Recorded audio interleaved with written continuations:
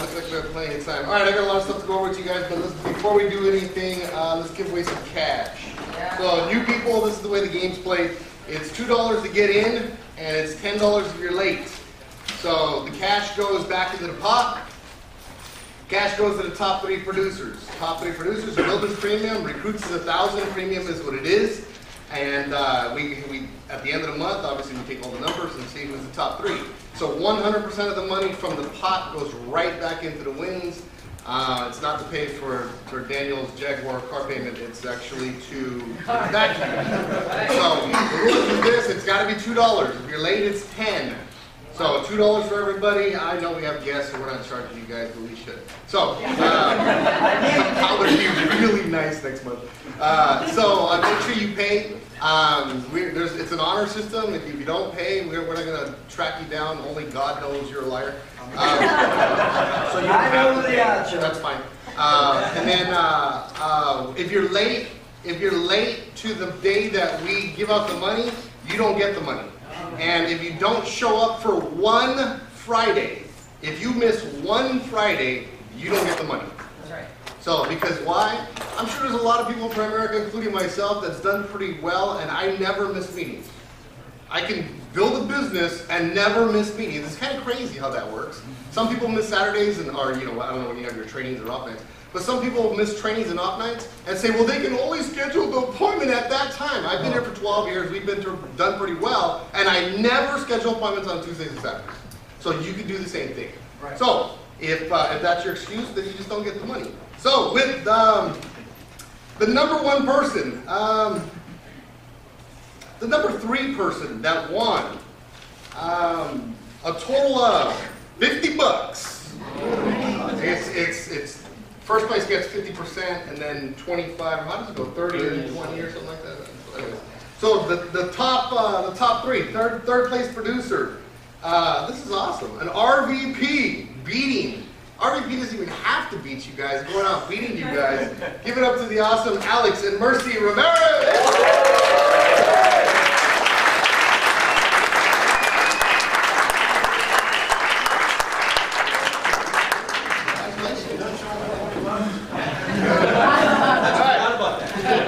So number 2, winning $74.70. You get to have a nice lunch. Number 2, winning. Actually, number 2 should have been. Should I say his name because he missed it? Yes. And his excuse was he had appointments. Like I said, I never miss appointments. You know what I do? Call me crazy, but when the client says, if a client calls me up and says, you have to come to my house Friday at 9 a.m. and I want to buy a policy, I'll say, can I be there at 10:30? Yes. That's what I say. I'll be there at 10:30.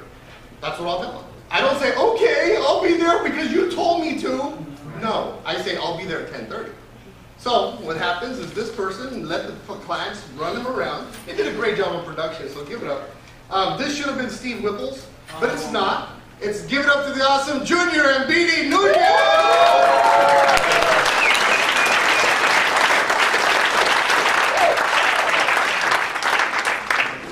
Hey, you think about him when you're having a burger. All right. So, number 1, beating everybody. She is dominating. Number 2 had a total of 10,800. She had 12,996 by a long shot, dominating. Please give up to the awesome Rhea.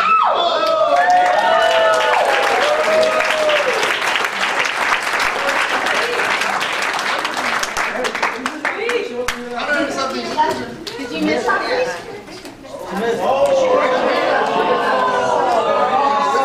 System. Were you here last week? No. That's right. She wasn't.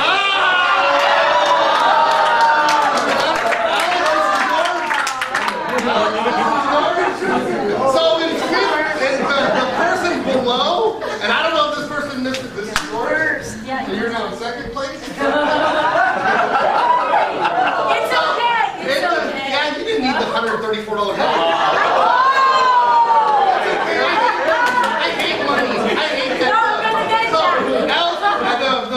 The next person in line, and I don't know if we missed any meetings, but give it up to the awesome Alfred Della. Oh!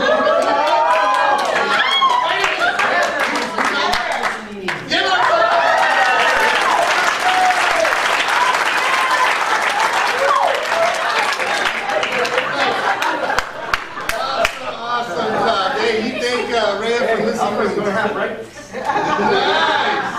All right, so I love the competition, guys. You guys should be fighting for that. This is the best of the best right here.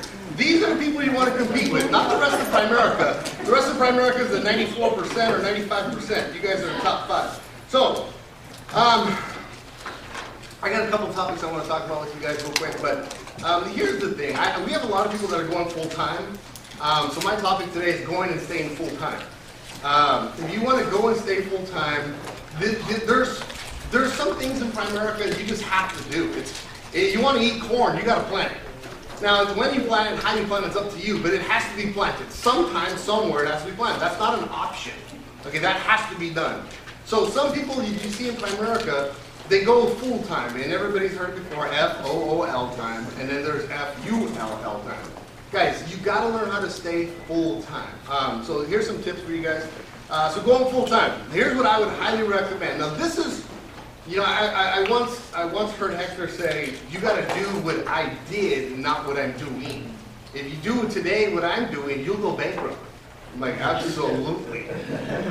Okay, so you got to, at some point in your life, do what I did. Now, and I'm still on the field. I still go on appointments. I was doing it getting started yesterday, which I'll talk about that in a second. But you gotta be crazy aggressive. And before I even get into the tips, here's one of the tips I always give my guys. I say, look, anything you do in your life, you're gonna create a habit out of it. And here's what I mean. If you buy a brand new house, you don't even know where the spoons and forks go or where the towels go, right? Because you haven't set the standard of where it's going to go.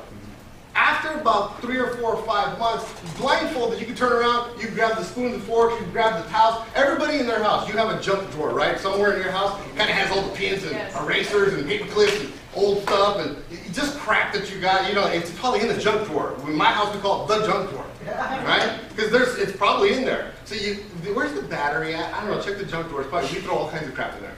Okay. That everybody knows in the house where that's at. How? Because the house said this is where the junk drawer is supposed to go? No, you made the decision to place that as the junk drawer. Makes sense. Yeah. But for the first couple of months, everybody goes, hey, where's the erasers at? I don't know. I think it's in that drawer over there. It didn't get labeled.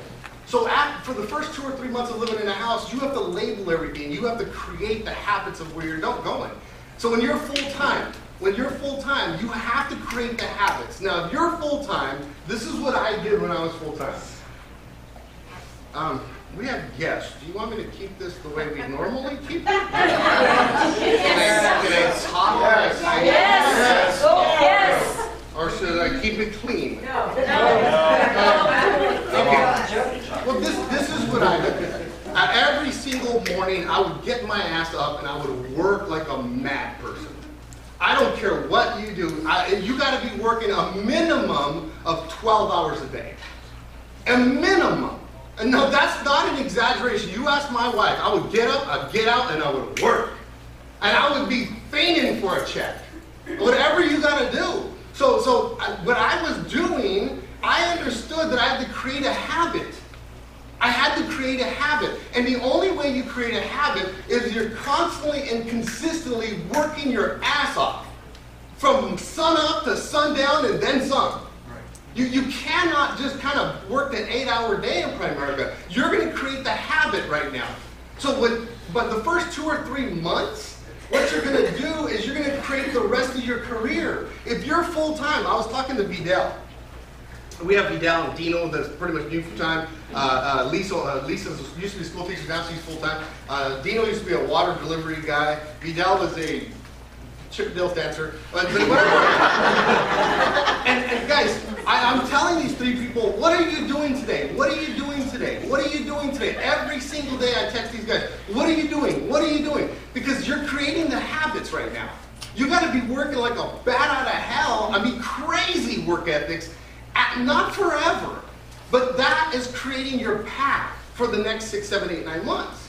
See, some people go full time and you get up and you wash the car. You know what pisses me off? When I hear a full-timer going to the gym. Yeah. Are you kidding me? You're going to the gym? What the hell is your goal? To be buff or to be rich? Right. Well, if you're going to be buff, go to the gym, homeboy. Just go ahead and work out. But if not, you need to work your ass off. You should get fat going full time. You want to know why? Because in between appointments and interviews, you're grabbing a cheeseburger, some curly fries, a milkshake. Like, I ain't got time to stop and eat.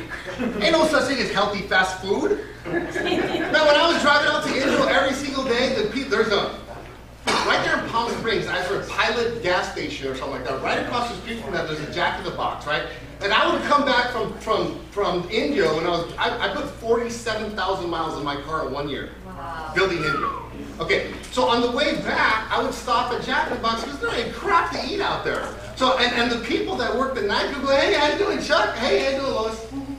I knew them on first base basis because every night I would stop there and eat. They probably thought I was some lonely old divorcee or something like that. I had nowhere to go. And I would roll in there and I would order the same thing. Let me get a number 3 Lois. Oh, do you want the sauce on the side also like usual? All the time. All the time. That's how sick I was with production. Well, when you're full-time right now, you don't go home for a sandwich. What are you doing? Well, Chuck, isn't it cheaper to get a sandwich? Nope, it's going to cost you money going home and getting that damn sandwich. Because when you go home, you're going to play with the kids, watching half the baseball game, and you'll talk to your wife for a little while. You know what you do is you go to Del Taco, you eat 3 damn 49-cent tacos. And water. Are you trying to become rich? Or are you trying to eat good? No. 4 tacos, some of you maybe 2. It's up to you, man. But I gotta get some water. Can I get some water? I'm like dying up here already. So here's the tips on going full time and staying full time. Oh, thank you. I got it, Daniel. Where is this? Hopefully this is yours. Oh, that was Eddie's. All right, so here's tip number 1. You gotta have a to-do list. You gotta have a to-do list. You cannot wake up every single morning and just wing this thing. There ain't no such thing as winging Primerica. You gotta have a to-do list. Listen to me carefully. This was my to-do list. I would go the night before. Before I go to bed, on a regular sheet. Actually, it was on a yellow sheet of paper because yellow so stands out like 10 minutes. So I would write it down. Everything I had to do the next day. Everything. If I had to call Bob Smith for referrals, if I had to do a policy return, everything I had to get done was on a to-do list. Now, there's some S in me, believe it or not, where I'm a very structured person where if I have a to-do list and 8 out of the 10 things are done, it will bother me that not all 10 got done. So I will work harder when I see what I got to get done. And at the end of the day, I would draw a line through it.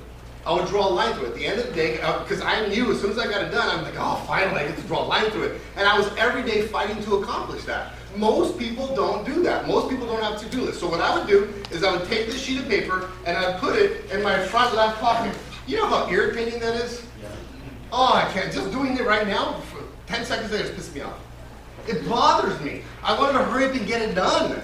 Get it out of the way. So I had a sense of urgency of getting it done, and I knew whenever I was parked on a red light, I'd pull it out and go, oh, this is what I got to get done.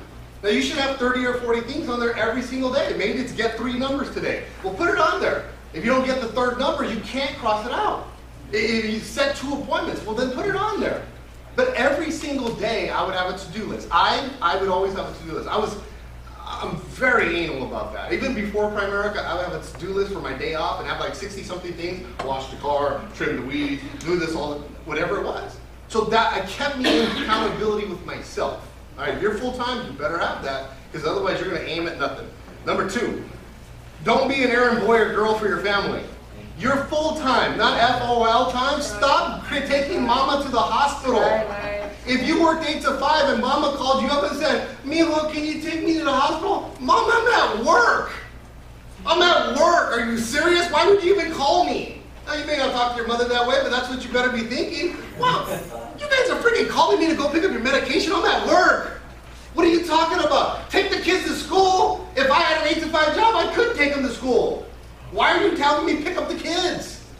So you gotta act like it's a full-time job. Rita would call me in the middle of the day, and I'm at the mall prospecting. She goes, she had a job, and I did it. I was full-time. She still had a job. She'd call me up, and she'd go, hey, where are you at? I said, I'm at the mall.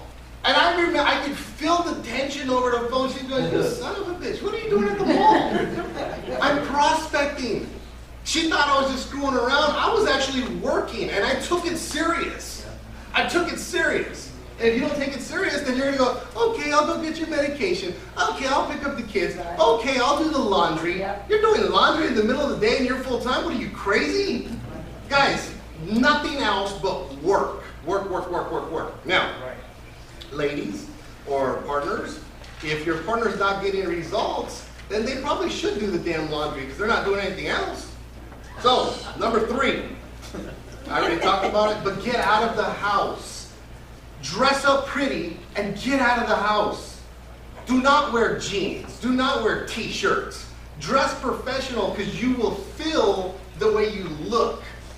You will feel the... Have you guys ever put on a... Gentlemen, have you ever put on a suit? You put on a suit and a tie like this, you all of a sudden you start walking like this. Yeah, I look pretty good right now, you feel damn good about yourself. But when you put on shorts, flip-flops, and a wife beater, you're like, hey, what's going on? A different walk. It's a different vibe. The people don't expect anything of the guy with shorts and flip-flops. But the guy dressed up nice, like, man, that guy's going somewhere.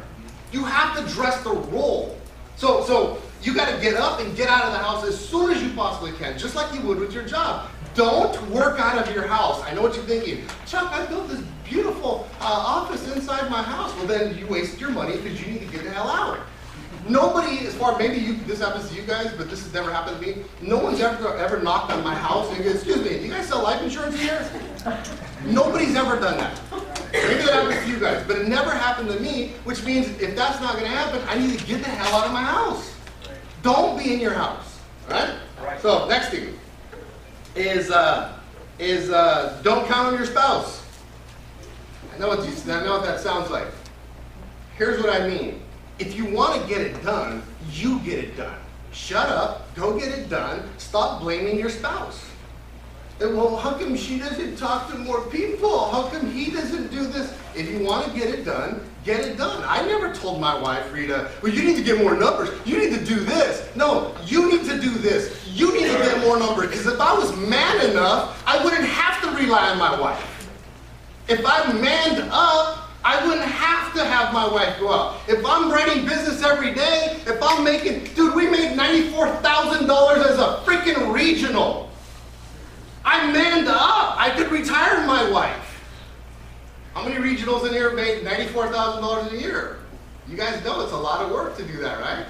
That's a lot of damn personal work. So I manned up, and I didn't have to rely on my spouse. I didn't have to fight with my wife going, you need to do more. No, I'll do more. You stay home with the kids. I'm the man. I'll go make it happen. That's what I did. So I never fought with my wife. Some of you guys have fights with your partners because you're blaming them for your lack of activity. So number 5, stay focused on the most important thing. Keep the main thing the main thing. Recruits, premium. Recruits, and premium. If you're not focused on that, you are going to die. But Chuck, I make so much money in investments. I understand that, but that's not how Art Williams did it. He became a billionaire selling life insurance. A billionaire selling life insurance. Did I say that again? He became a billionaire selling life insurance. Keep the main thing the main thing. See, Walmart sells more gum than any company on the planet Earth. Gum! Walmart sells more gum. And none of you guys have ever specifically said, you know what, I need some gum, I'm going to go to Walmart. The gum in your guys' pockets are cars right now. I guarantee you didn't specifically go to that location to buy it. Walmart sells more gum because they're focused on the main thing, and the gum's a byproduct. Everything else, I did a $10,000 VA yesterday. I didn't even try to do it. It was just a byproduct of me actually doing something with another client, and I did a $10,000 VA. It's just a byproduct. But if you're there, obviously you sell the gum. So focus on the main thing is the main thing. It cracks me up when I have full-timers, and they go, Chuck, I got 5 numbers today, and Chuck, I talked to 6 people today. Chuck, I talked to, did you get a check? Did you get a check? Well, then how are you going to feed your kids with 5 numbers? Can you feed your kids? Meanwhile, here's a number, eat this. You gotta get a check. I woke up every single day and I said, man, today I'm gonna get a check. Did I get a check every day? Of course not. But every day I focused on getting a check, and if you do, someday, every day you will. Every day you'll get a check. You build a business, every day you get a check. So I woke up and I focused on getting a check, getting a check. I have this. I have this recording of Hector, and I used to have it as a get checks. I mean, he's yelling at everybody. I'm like, not numbers, not interviews. You schedule 5 appointments. That doesn't feed your kids. You've got to get, it's a prepaid legal check, a securities check, a life check, an IBA check. Get a check. Every day you wake up, you have to focus on getting a check. So, number 6, don't spend your money. Not a penny, not a dime, nothing. You're full-time. You cannot afford to spend any money.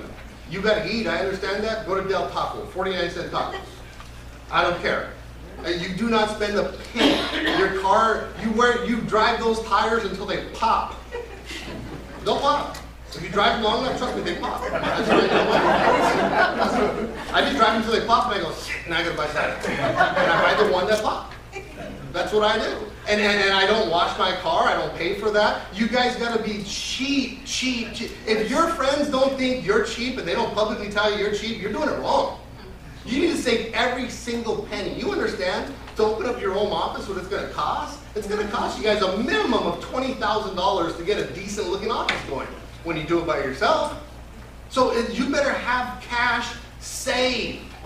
Because here's what a lot of people don't understand is, Lisa Flores used to make $40,000 a year, $50,000 a year as a school teacher. The reason why Dino went full-time, the reason why Vidal went full-time is because these guys look at Chuck and Rita and say, man, this couple is financially stable. I can rely on them for being here in the next 2, 3, 4, 5 years. I'm okay and comfortable going full-time with this couple.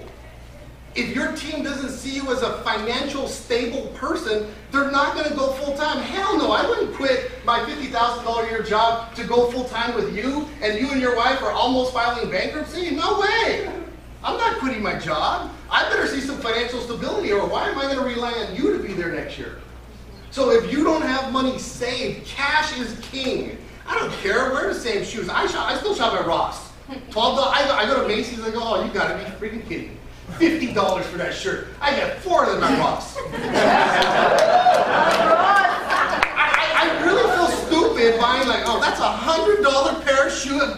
These are $29 at Ross. Great pairs. Guys, I'm cheap. But that's why we saved $22,000 last month. That's right. Nice. That's why I'm cheap. So you can, I'm not giving any of it to you guys. Okay, so number 7, and the last thing is, I kind of already hit on it, focus on results. Results are the only thing that matters. You have to focus on results. When you text your upline, hopefully you're accountable. This is not on here, but I probably should put this on here. When you text your upline and you're accountable to somebody, that is probably the most powerful thing you could do. I don't even want to have people raise hands. I'm accountable to Hector Lamar. I text him every single day. Every day. And what that does for me, it keeps me in check of who and what I'm supposed to be doing every single day. If you're not accountable to somebody, you think you're going to figure this game out by yourself, you are freaking crazy. You have to be accountable to somebody. And I know for some of you guys it's uncomfortable. It should be. And the only reason why accountability is uncomfortable is because you're not doing what you're supposed to be doing. It's very awkward. It's very uncomfortable. I understand that. But guys, if you're not accountable to somebody, you're not going, even Tiger Woods, even Michael Jordan, you take any top celebrity sports athlete figure, and I guarantee you they have a coach. You know, what's his name? Albert Pujols from the Angels. He's got a batting coach, and the batting coach sits like that and watches him go, swing again, swing again, swing again, swing again. Hold up your elbow, swing again. Watch your foot. Swing again. Swing again. You think Albert Pujols doesn't know how to hit a damn baseball? He knows how to hit a baseball, but he still has a coach over and over, and the fundamentals never change. And those of you guys know anything about baseball, you know what they say? Put your weight back, elbow up, light on the foot, small steps. They tell you, and guess what? They tell you that in Little League, and they tell you that in the pros. Nothing changes. In Primerica, the problem is you start getting a little disfocused. You start evening out your way, and you don't realize you're doing it. But a coach watching you can see that shift. So the reason why you have to be accountable is because somebody has to look at what you're doing on a daily basis and going, what are you doing? Some of my guys get 5 numbers a day, and I go, okay, that's great. You got 5 numbers 4 days in a row.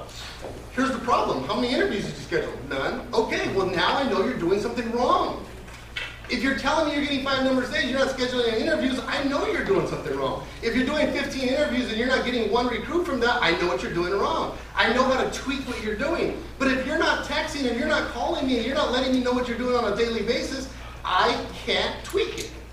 So if you guys want to become better, you have to be accountable to somebody. That should probably be number 8.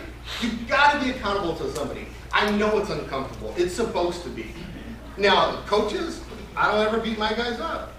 I don't, like this is RVP Academy right here, I don't ever, you do 0 by 0, I don't ever beat you up. I don't ever, by the way, we don't have RVP stand up. I don't want RVPs to stand up at 0 by 0. I don't want, if you're at 0 by 0, I will never beat anybody up. I can't stand when somebody belittles me. It pisses me off when you make me feel like shit because I went 0 by 0. So you know what? I don't do it. I never make anybody feel bad, ever. You went 0 by 0, don't worry about it. We'll take care of it next week. You guys that went 0 by 0, don't beat yourself up. Don't leave here embarrassed. We want you to come back. We want you to come back and let us coach you. Because if you beat somebody up at 0 by 0, they'll never come back. I want you to come back. I don't care if you did 0 by 0. Guys, we have 139 people show up at our off night on Tuesday. 139. We have about 90 people show up on our Saturday trainings.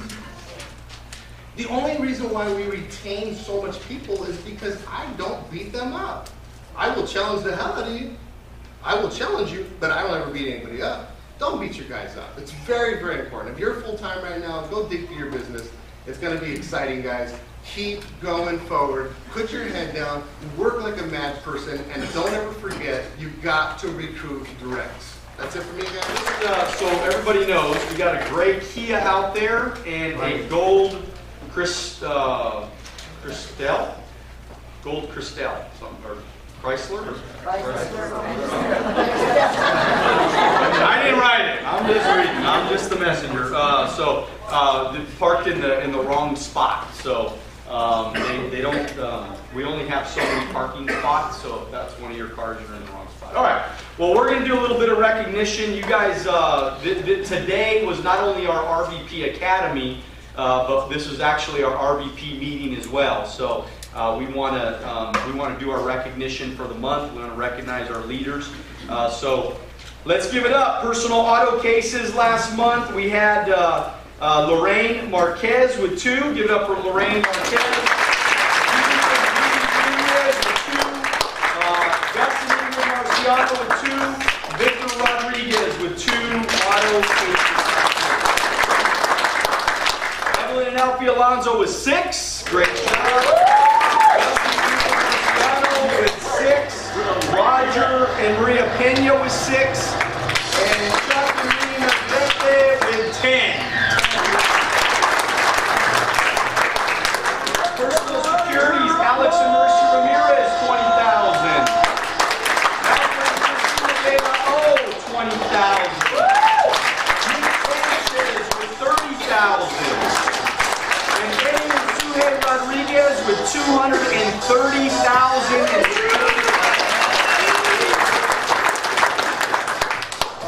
The awesome Nick Sanchez, Base Security Production, Alfred and Christina De La O, Alex and Mercy Ramirez, Evelyn and Alfie Alonzo, 20,000, Nick Sanchez, 30, Eddie and Suhey Rodriguez, 229, and Chuck and Rita Negrete, 270,000. Personal submitted recruits last month. Mucio Morin with 3, Derek Velasio with 3, Tony and Melanie Luna with 3, Elizabeth Cervantes with 3, Alex and Mercy Ramirez, RVP leading from the front, great job with 3 directs last month, Junior and BD Nunez with 3, Shirley Robles with 3, Yusef and Jane Molmar with 3. Great job. Jane is one of working with Alex and Mercy Ramirez. So you see what's happening, right? They go get the job done, and now they're producing other people that are gonna. It's what Christian was talking about, that front line, right? You got to build a front line, but then you got to get your front line to go build a front line, right or wrong, all right? So Mary De Leon with 3. Luis Bermudez with 4. Estella and Belle Lumain. Great job. Where's Stella Lumain? 4 directs last month. Way to go. And there is only one. Number 1. Roger and Maria Pena with 6 directs for the month.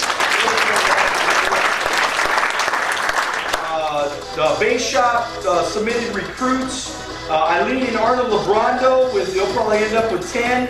John and Tanisha Moreno with probably going to finish off at least at 10. Tony and Melanie Luna with 10. Richard and Rhea, you guys will probably finish off pretty, because I know everything's not done yet, but pretty close to 10. Junior and B.D. Nunez with 10. Luis and Rachel Guico with 10. Neil and Janice Habanero with 10. Gus and Ingrid Marciano with 10. Eleanor Ontiveros with 11. Neil and Janice Habanero with 11. Chris and Lori Batista with 13. Alex and Mercy Ramirez with 13. Frank and Irma Beltran with 15. Alonzo Bayshop with 17. Evelyn and Alfie Alonzo with 18. Estella and Belle Lumain with 19. Roger and Maria Pena with 19, and the great Chuck and Rita Negrete with 40 recruits last month. Probably finish off with a couple more maybe.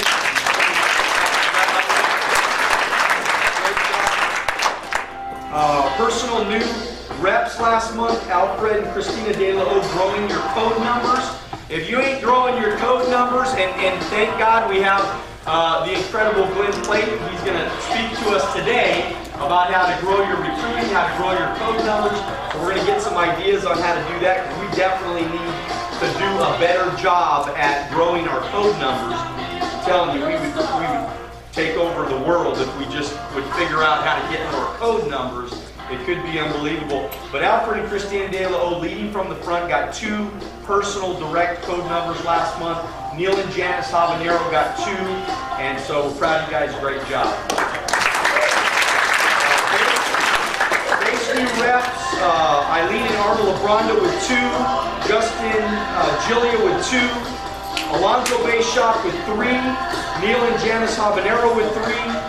Chris and Lori with 3, Frank and Irma with 3, Alfred and Christina De La O base shop. You got 4 base code numbers.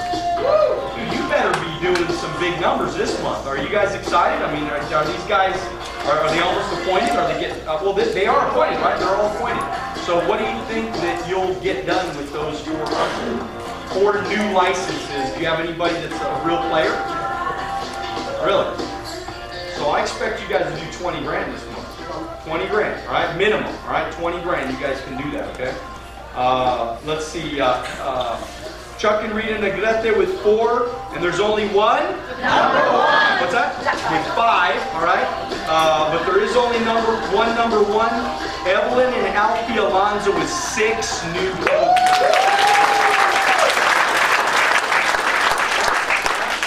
That's the area right there that I'm telling you. I mean, if we just work that, if you continue to get 6 to 10 code numbers a month, you're going to be doing, I mean, it's easy to do 50,000 if you're doing that. It's easy to do big numbers if you do that. All right, so personal production.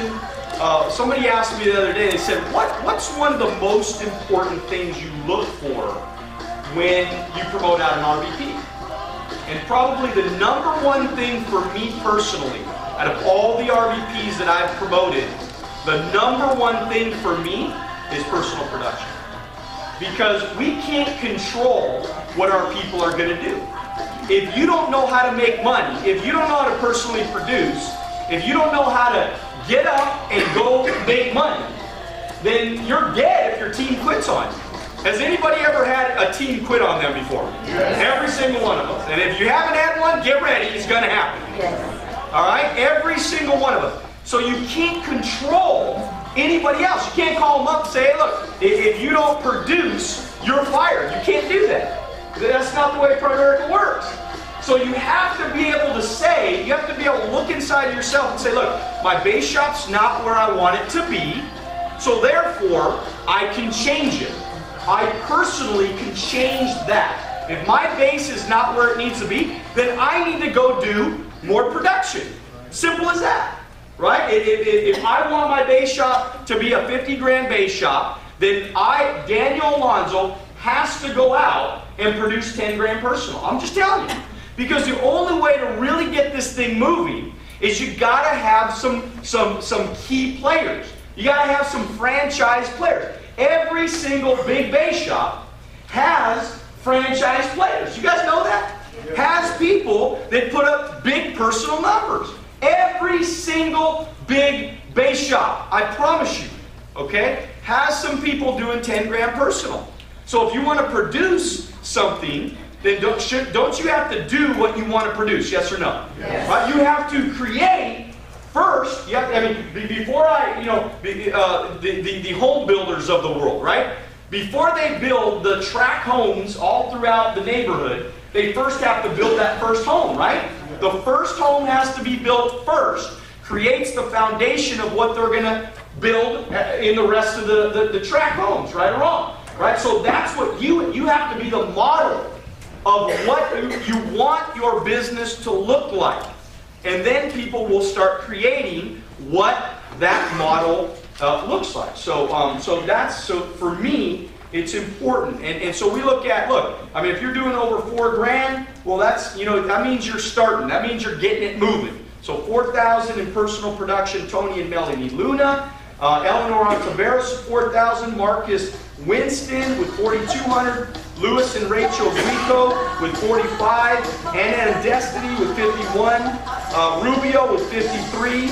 Tom and Sonny Andrade with 54. Habanero with 54. Eileen and Arnold Lebrando, 55.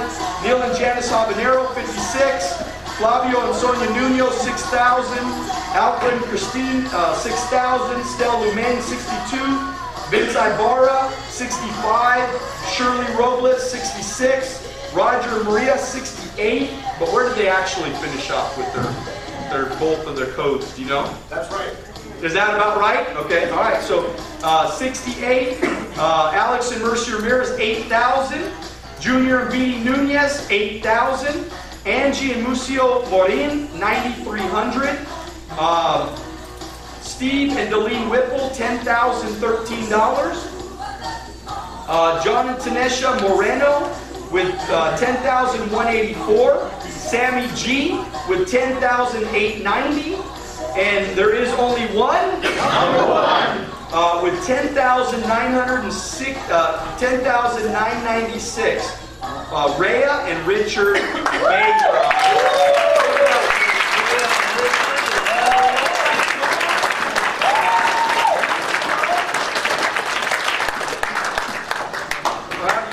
really proud of you guys. All right, and then we have over base shop production, over 10,000. Eleanor Ontiveros, 10,000. Flavio and Sonia Nuno, 10,600. Grace Lumain, 10,800. Sammy G, 10,800. Richard Ray Abayon, 11,000. Rubio, 12,000. Stephen Delene Whipple, 12,000. Habanero, 12,000. Marciano, 12. Roger and Maria, they all get to their number. They had another number. John and Tanesha Marino, 13. Alex and Mercy, 14. Joe and Diane Burrows, 15. Eddie and Suhey Rodriguez, 15. Junior and Beatty, 15. Eileen and Arnold Lebrando, 18. Stella Lumain, 21. Vince Ibarra, 21. Habanero, 22. Wow, that's great, man. Habaneros, they're ready to pop, huh? That's another $30,000 base shop right there, man. That's great, great job, Frank. Chris and Lori with 23,000. So so the Habaneros are most of the. What are you guys at? So they're your whole team. Wow, look at that. Could you imagine? I mean, if you guys would have stepped up last month, you guys would have ended up doing over 30,000 last month, and totally, inspired the world. I mean, you would have inspired all of. I mean, you understand? I mean, most people will never do 30,000 in their whole career. You would have done over. If you guys would have stepped up and led from the front, you guys have done over 30,000 just like that. Wow. So now, what kind of whip do you have for your guys? Do you have like you tell them, you know, go get them, guys, all right? Don't do what we do what we're telling you. Is that what you tell them to do? Don't do what we do what we're telling you to do. That's a bit, hey look, man, it's working though. It is working right now. It is working, so keep doing that. It's a big whip or whatever you got, all right? So, man, I'll tell you what, I mean, look, you know, honestly, like I look at the 23,000, and most people would say, oh, that's awesome, man. Those guys are awesome. Honestly, I'm disappointed. I'm very disappointed because I know you're better than that. I know you can do better than that. I know that you're more capable than that, and I know something's missing. And this cannot happen because what's happening is you're duplicating exactly what Enrique did. Do you see how duplication works? Do you see how you see if you don't create the right, you know, foundation, if you don't create the right model, it could get duplicated incorrectly. All right? And so I mean, I think it's exciting, but you hear where I'm getting at? You know what I mean? I just know you're better. All right, let's not go this direction. Let's not create it again. Let's not do the same thing again. Right? Because if Enrique would have went out and personally, he'd be an RVP right now. See?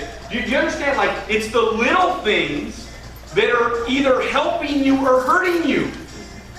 A bad model is going to continue to duplicate the wrong way. So be careful the way you duplicate. Be careful of the way that you do things and what example you're setting. Because if you're not setting the right example, then other people are going to think it's okay too. Right? And then what's going to happen is that your people are going to kind of feel like, well, wait a minute, how come they're not producing? How come they're not doing it? How come they're not going out there? And that always made me nervous. I mean, one of the reasons why, not only did I want to make money and eat, but one of the reasons why I personally produced is because I knew that it was a good example. That I wanted other people to follow by me. I wanted other people. Isn't that what we all want? Yes. Don't we all want our people to produce? Yes. Yes. Right? We all want our people to produce. I didn't hear everybody there. Isn't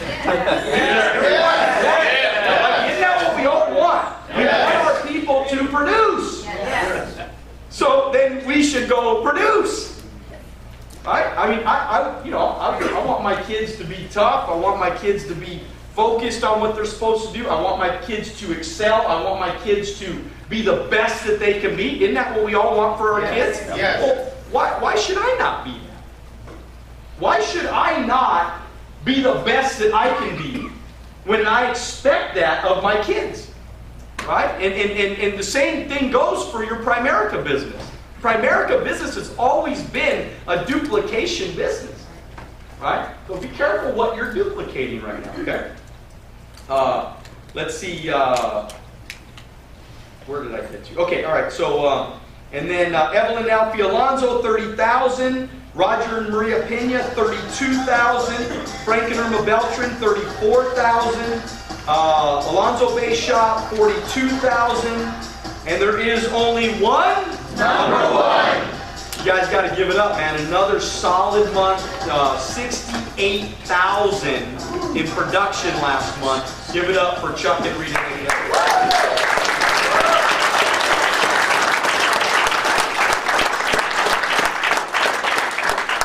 But at least I can say I told you so. All right, because I knew that the Chuck and Rita Bay Shop, I knew they would get tired. I told you guys that they would get tired, that they would rest on the... Didn't I tell you guys this? Didn't I tell you this?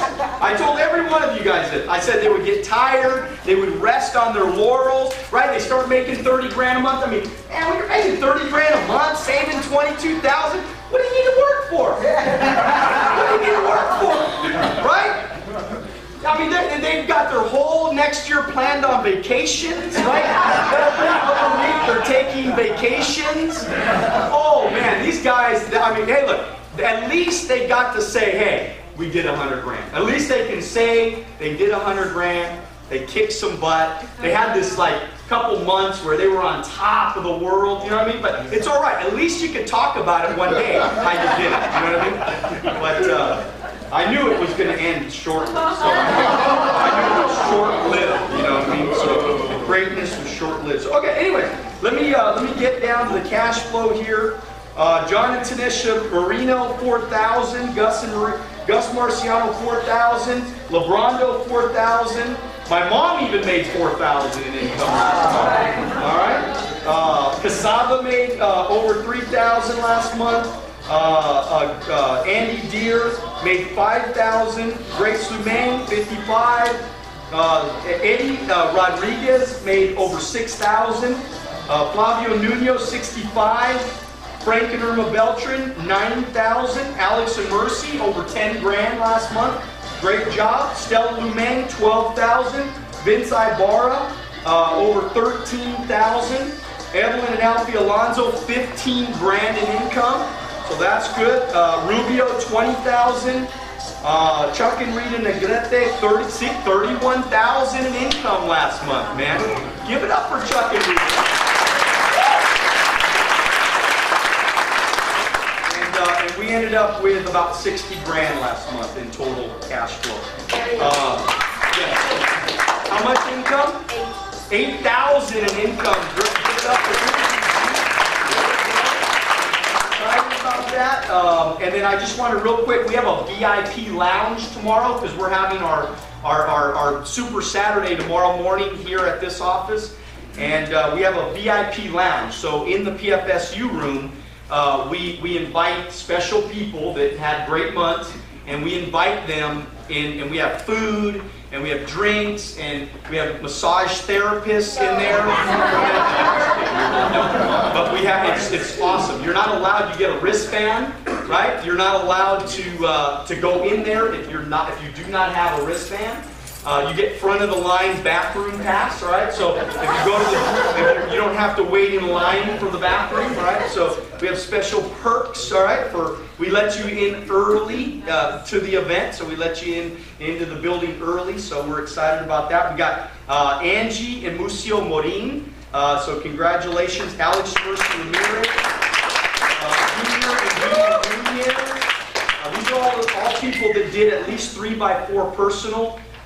Junior and Bidi Nunez, Shirley Robles, Estella and Belle May, Roger and Maria Pena.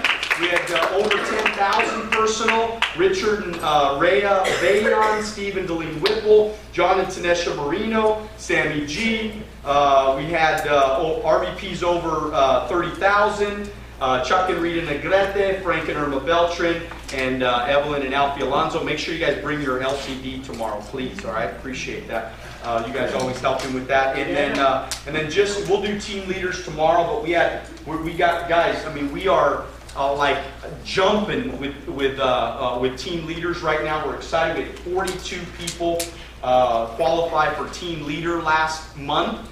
So, or at least over the last 3 months. So we're excited about that. The hierarchy ended up with 24 code numbers, 158 recruits. We've got to do better on the recruits. We got to step up on the recruiting big time because it shows. I mean, when we recruit, our premium shows. We did 322,000 in hierarchy premium last month, and so I'm proud. I'm excited. This is a very, very special moment in history in Primerica right now, and I just, this has got to be the time that you take it to the next level. This has got to be the time. It's never been this good. You guys know it. We can keep telling you over it, but it's really never been this exciting. I've never felt so optimistic. I've never felt so sure of what we could accomplish if we just kind of came together and decided to move this thing and then really drive it to the next level. And so I'm really excited, and I'm just really excited to have to be with Glenn Plate. He's one of my heroes in Primerica, no question about it. He's done some amazing things, been with the company a long time, but really has built an amazing group of people, amazing group of leaders. He's got a vision for the future like you can't believe, and I'm just proud to know him. I'm proud, both of you guys, proud to be your teammates in Primerica, and so let's give it up for the awesome Glenn. Daniels. When he's up here, he's like 10 feet tall. That's why I made steps. That's why I made speak steps. tall, man. You really speak tall. I mean, it's unbelievable. So you are. Can I rent you out? I'll bring you down to San Diego. And you're coming next week, too. Yeah. You are. We'll do a locker room Friday night, and that's going to be exciting. Yeah, I've been around for a while, 31 years in the company, and my solution number has 5 numbers in it, 16383, which is unique, going back that far. And I sort of started in this company 4 different times. And one back in 1980 when I got into the thing, and we pushed like crazy, and about 11 months later got to regional vice president. That was a huge push. Back then when we went to regional vice president, you had to be doing 50,000 in your base 2 months in a row to go to regional vice president. That's what we did. And if you knew the product we had and what we used on that time, it would be sort of closer to maybe 70,000 a day to do that. Kenny, you did the same thing, I know, when you went out at that point. And then we did the Chuck thing. By the way, you did a fabulous job up there, Chuck. It was awesome. But we did the Chuck, what he was accusing Chuck of doing. You sort of go to sleep a little bit, kind of thing, and think you're coasting. And we started up again the second time in the middle of the 80s, and it was right at the time I'd made senior vice president, and they were introducing the first bonus program in the company. And the very first bonus went to senior vice president, and then they started one for RVPs, but the very first bonus was senior. And I was #1 in the nation at that time. They flew me to Atlanta, put me on TV, and in front of everybody, Art gave me a check for $14,000. Was the largest bonus check at that point that they handed out. And that was a big deal. The funny part of that was, to my advantage, about 2 weeks later, we went to Hawaii on one of our trips. And while I was over there, I was talking to my office manager, and she said, your $14,000 check just arrived. And I said, no, they gave it to me on TV in front of everybody. She said, well, another one just arrived. And I saw Art, and I said, Art, you gave me that check, $14,286 there, and then they sent one to my office. And he said, well, I guess our loss is your gain. So my first bonus was $28,000. Some administrative error. I don't know if anybody got fired back there, but that happened. So it did. And then the third, back in 2001, we sort of, and I tell this story, and Madeline doesn't like me to tell the story, but in January, I know this, January 2001, we were tied in the nation for last place in recruiting because we recruited 0. So you're tied for last place when you recruited 0. And we went on a march. In fact, it started in February, first part of February, and I still have my calendar. And if you saw my calendar, I had 36 appointments that week, that first week, interviewing people, brought them into Saturday morning business briefing, and Matt and I think we did, how many IBAs did we do? That one, in that, pardon? 8 IBAs, yeah. In that 1 week, we recruited personally 8 people. And that started in March, and by March of the next year, we were #1 in the nation in recruiting. So we went, and then we went to, and it was April 2003. We said, if you go on the records for the state of California, that month we did 159 recruits in our base shop, and that was a big deal. And I immediately had a heart attack and went into the hospital and went through surgery and a number of other things. I'm fine now, okay? Yeah. I still have a heart, and but the fourth time is not. Daniel is so right that this is a time to be in this company. It's absolutely unique. And I'll tell you what, I'm in the game. I mean, I really am in the game. And there had been a time I'd have sat and listened to Daniel talk about leading from the front and all that kind of thing, and I'd have slid in my chair, but not today. I'm in this thing, and I'm going after it like you wouldn't believe. So I want to do a couple things here. I want to first maybe go over some basic, every office has what I call the law of the office. And you sort of know them. You don't ever talk about them. They're not on the walls or anything else, but you all have these laws, okay? And we have the laws of the office.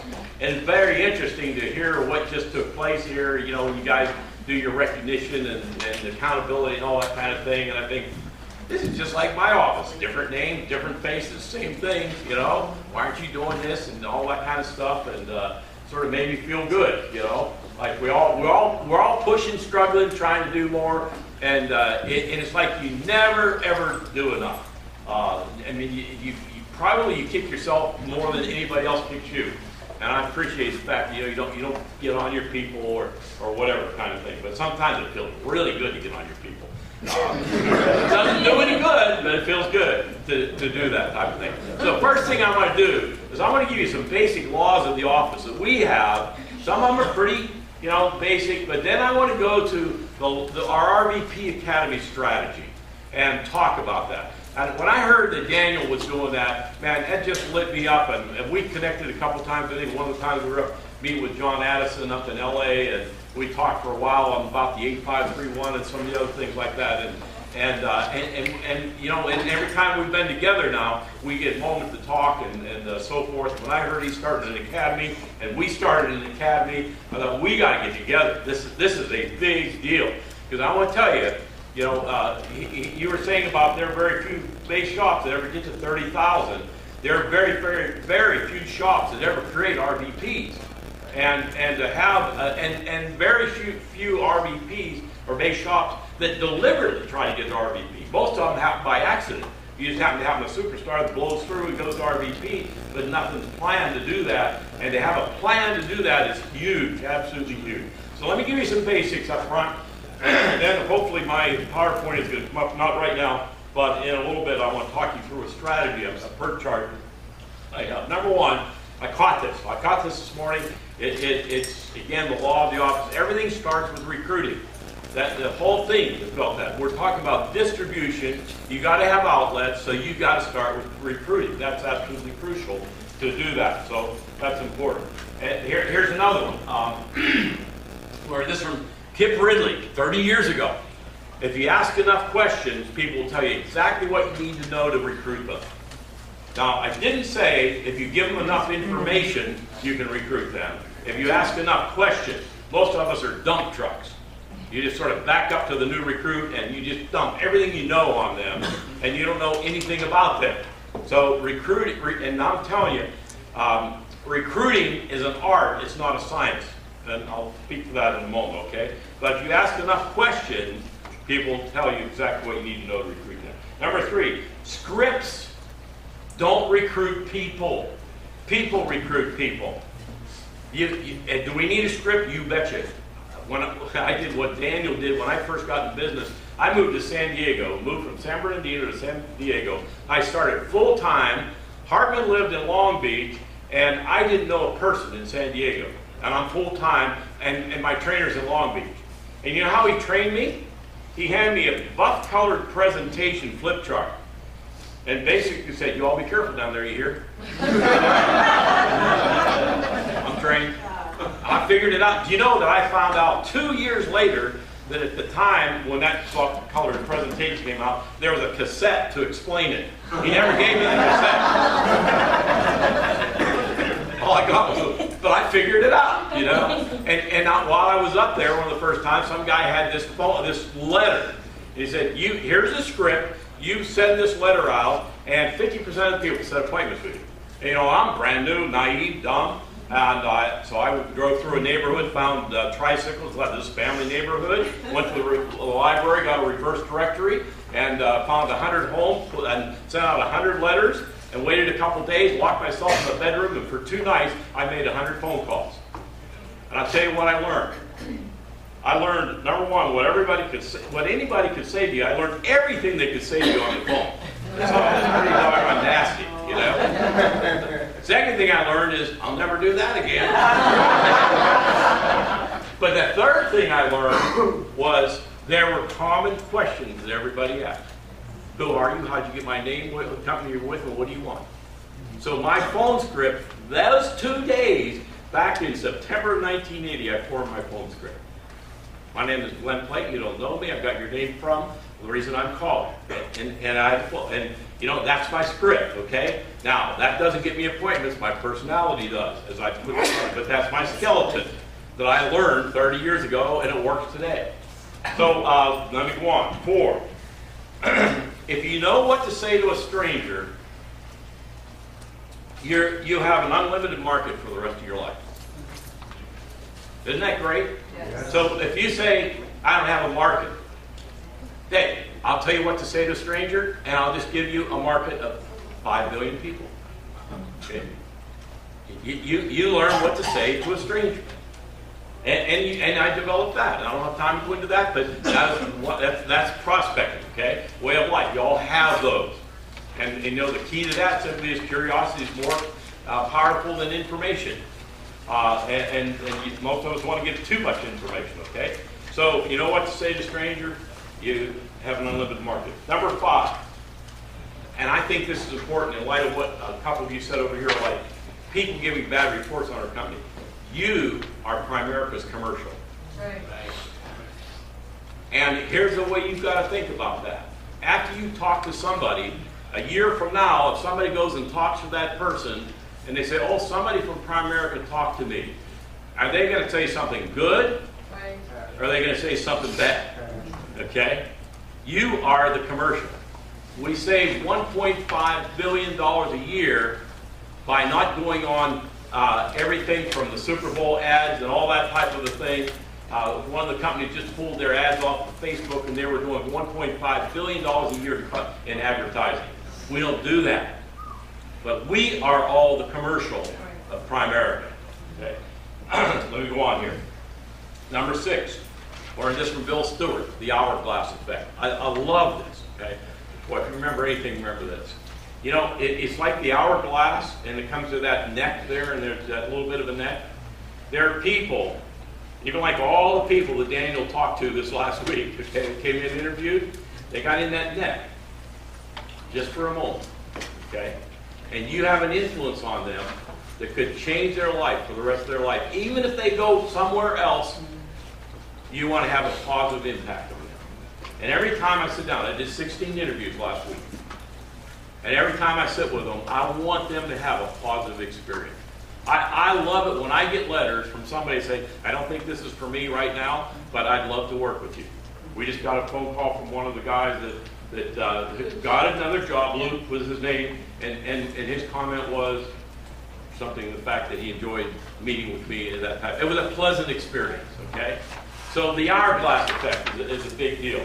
And you know what? We don't need to be greedy about it and then just use people, and you're not interested to cast you away. You know, there are hurting people. I'm going to give some interesting numbers here in a moment.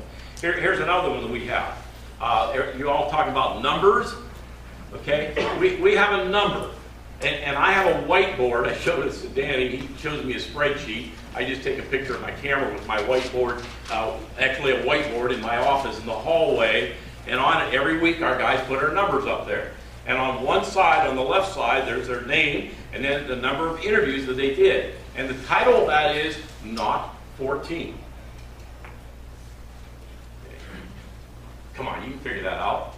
If it's not 14, what is it? 15. It's 15. That's right. Yeah. You don't do, because if you say, you got to shoot for 15. I did 13. Oh, that's good. No, it isn't. It's 15. Okay? And the reason we know that, because we know our ratios. And if you don't get 15 in the door, you aren't going to get the results for that week that you want to get. And then we have another number. Not 7. Okay? It's 8. 8, 5, 3, 1. You know, in franchising, they have what are called predictabilities. And every franchise has their predictabilities. Our Primerica's, one of its predictabilities is 8, 5, 3, 1. You want to make 3 sales a week? You set 8 appointments. Okay? You'll do 5, you'll get 3, and you get a recruit. That's a predictability. Okay? So, and here's always the tip-off. And you guys probably do it in your office. I know you do, because you're human. You go around telling the story of the person that got away, and you're upset about that kind of person. And you know, the standard answer is, did you do the numbers? Okay? If you recruit 4 people, how many of them are going to stick around? 1.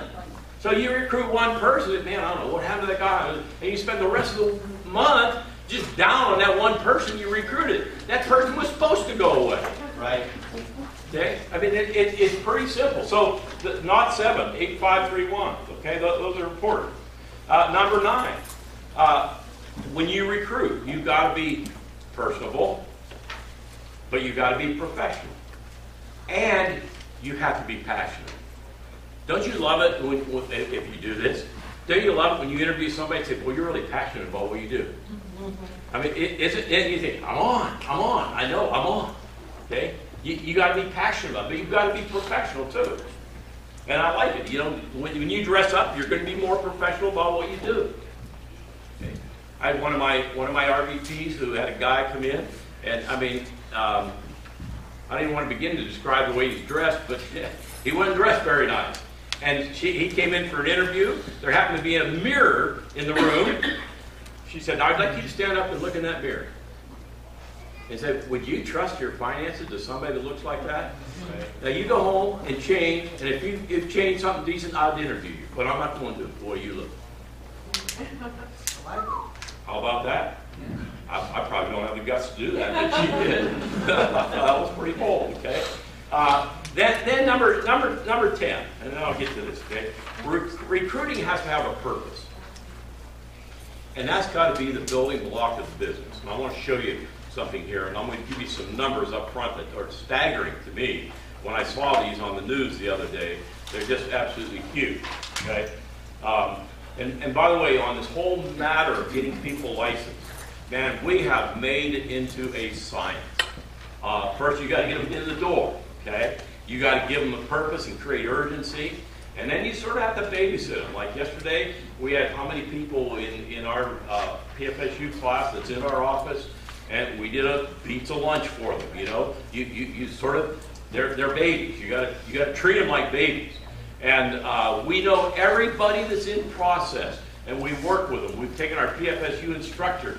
We've had that person do cram courses for them, and then we have them doing individual tutoring in small groups, whatever we need to do, especially with English as a second language and so forth. We look for what are the buckets that are keeping people from getting. So we have a ratio. This doesn't sound real good, but in terms of the company overall, it's pretty spectacular. Our ratios from recruit to licensing is 25%. And you know, if you look across California, you'll see 7%, 8%, 9% type of a thing.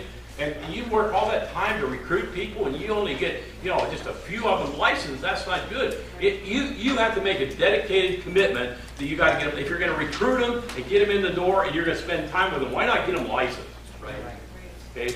So it's a process to do that. Here are these numbers, and this is why I keep saying we live in a bubble. You know what? At my age, if I was in a typical corporation, I'd be in mandatory retirement. You know, absolutely. And I'm building a business today, and it doesn't matter what my age is. And here we are watching what's happening out there, and the numbers keep coming in on unemployment and all that. Here are the numbers from January. You saw maybe the May numbers, but somebody put it on, I think it was CNN, put it on January through May. And these are huge. In January, 8.2 unemployment, 279,000 jobs were added in January. In February, there are 257,000 jobs. In March, there were 168,000 jobs. In April, there were 77,000 jobs. And in May, there were 69,000 jobs. Did you get those numbers? Yes. Okay. 279 to 257 to 168 to 77 to 69. What is June going to look like? Right. Are we coming out of this? No. I mean, you know, and here's the big one. That 8.2 unemployment. Here's the other shocker. And that's 13 million people unemployed. 14.8% of the population are underemployed. That means they... sorry, Chuck, but I bought a pair of shoes at Nordstrom's the other day.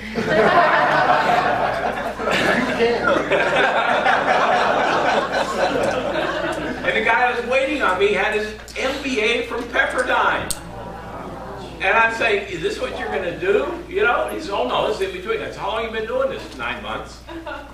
He's still, saw a guy interviewed the other day, 3 years in the process. 42 weeks from the time you're unemployed till you find another job out there. I mean, we're in a bubble. The economy right now is unbelievable, and both in our company and here, our base premium-wise grew by 46% over the last 12 months. Who's growing? Everybody's laying off. Just interviewed a lady from Bank of America, you know. It was our 3rd bank in a row, and each time they cut her pay for every new job. And now she had an offer from one of the other companies, another bank, and it was 2/3 of the one that was before, and that was a cut from the one, and so forth. That's where people are going right now, and we're growing by 46%. And I know your numbers, Daniel. You guys are growing like crazy right now. Okay. Let me give you a quote. This is a life-remembering quote. The opportunity of a lifetime must be seized in the lifetime of the opportunity. The opportunity of a lifetime must be seized in the lifetime of the opportunity. Every opportunity has a lifetime. We sat with Glenn Williams with dinner a couple of months ago, and he said, you know, Primerica goes in cycles, and we're in a cycle right now. And it doesn't always last. And you know that by our history. We haven't all. This is a cycle. And I take it down a little further and say, we view every month as an opportunity. And we have to seize every month, because we don't know how long that's going to go. So what we do has an urgency about it, and you've got to seize the opportunity in the lifetime of the opportunity. That's absolutely huge. So with all of that, we decided we got to go for it. This is not a time to maintain. We got to grow. We got to go and get after this thing. And we initiated Project 100. And I've been talking about it for 2 years, but we finally put it on paper with a game plan, started RVP Academy. And our Project 100 is to get another 100 RVPs. We've got 31 right now, to get another 100 RVPs out there and to push it like crazy. When I did this in 2003, we kicked out 10 RVPs. A lot of them are in this room right now that we kicked out during that period of time. We deliberately planned on doing that, and then when we don't plan on doing it, we don't do it. Okay? So we simply said, we're going after it, and here's our dates. May 31st, 2013, phase 1. Up to that point, we expect to have 10 to 12 people to regional vice president by then. Why that date? The last time you can get promoted to regional vice president, go across the stage at the Dome. And our picture is to watch 10 to 12 people. I mean, my dream of this is that I'm down in the crowd. You know how the crowd is, okay? Now you rush the stage and you're down there. We had seats, by the way, at the last Dome. We were in the front row over to the left. And every time they rushed the stage, they just absolutely swept us up, and I was ready to get a cattle prodder. Get out of here! All over the place, kind of a thing. But our goal is, and I have this dream, I can picture it. Okay, I'm watching, all the noise, and then they have the names going across the screen. You know how that works, okay? Yes. And one of our people go on stage, and before that person's off, another's name comes up. And all through in recognizing new RVPs, there's always one of our people's names on that screen. Right. I mean, doesn't that just grab you to do that? Yes. I mean, that's what we need to do, okay? So we have 3 dates. That's the first one. 2015 is the next one. That's the next Dome. May 31st, we expect to have 25 at that point. And then when we get to 2017, we want to see the rest of them go at that point. But we're in a trial. If we can pull this one off, phase 1, we're in. We will hit it. We will do what we need to do. You know what my inspiration is? Bob Safford, one of my dear friends, man. I'll tell you, man, that probably hurt me and shocked me more than anything. Matt and I are supposed to go out in October of last year and spend some time in his home, and we've been out there with him and all that. And I mean, he's just one of my heroes, and he always challenged me every time I'd see him. I mean, he had a way of just sort of digging in you. And he would put something, and he'd say something like, "What's your rolling 12?" No matter what I said, guy could use you a lot more if you make $2 million. Why don't you get it done? then he'd walk away. I ticketed him for 2 years. And then he'd do it again, you know. But I picked his brain all the time. But he got 500 RVPs in 5 years. Wow. 500. So don't say it can't be done. Right. See, when I talk about 25 in phase 2, you say, oh, yeah. 2 years, 25. 5 years, 500. I think that's doable. Yeah. Okay? You got the numbers? You see, when we see that, it's like breaking the 4-minute mile and somebody did, okay, I guess we can do it now. Right.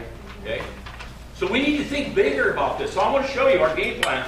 And yeah, you got it up there. Okay. You know what? Would you? Yeah, thanks, Daniel. Here's May 31st. That's when you get your stock equity. There's the ring and all that. And this is a PERT chart, Program Evaluation Review Technique. Came out of the Navy years and years ago, and I use this always in planning. And what I do is you start at the end objective. What do I have to do to get to RVP here? Now, let me tell you something. This is my plan for me. Okay? This is what I'm doing. I'm in the game. And I'll show you that in a moment because I'm looking, and I just recruited some guys last month, and my whole plan is from June 1st to this time is to move somebody in 12 months to get to the regional vice president that I just personally recruited. That's where I'm going with this, okay? So I back it up and say, okay, what do I need to do to get here? Well, I better have at least 6 people.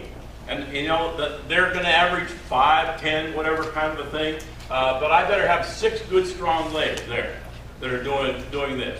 And the reason I do this number is I think when I heard the numbers that are being read off in terms of premium and so forth, you know, this is doable. This is really doable to do that, to get 3 recruits in the door.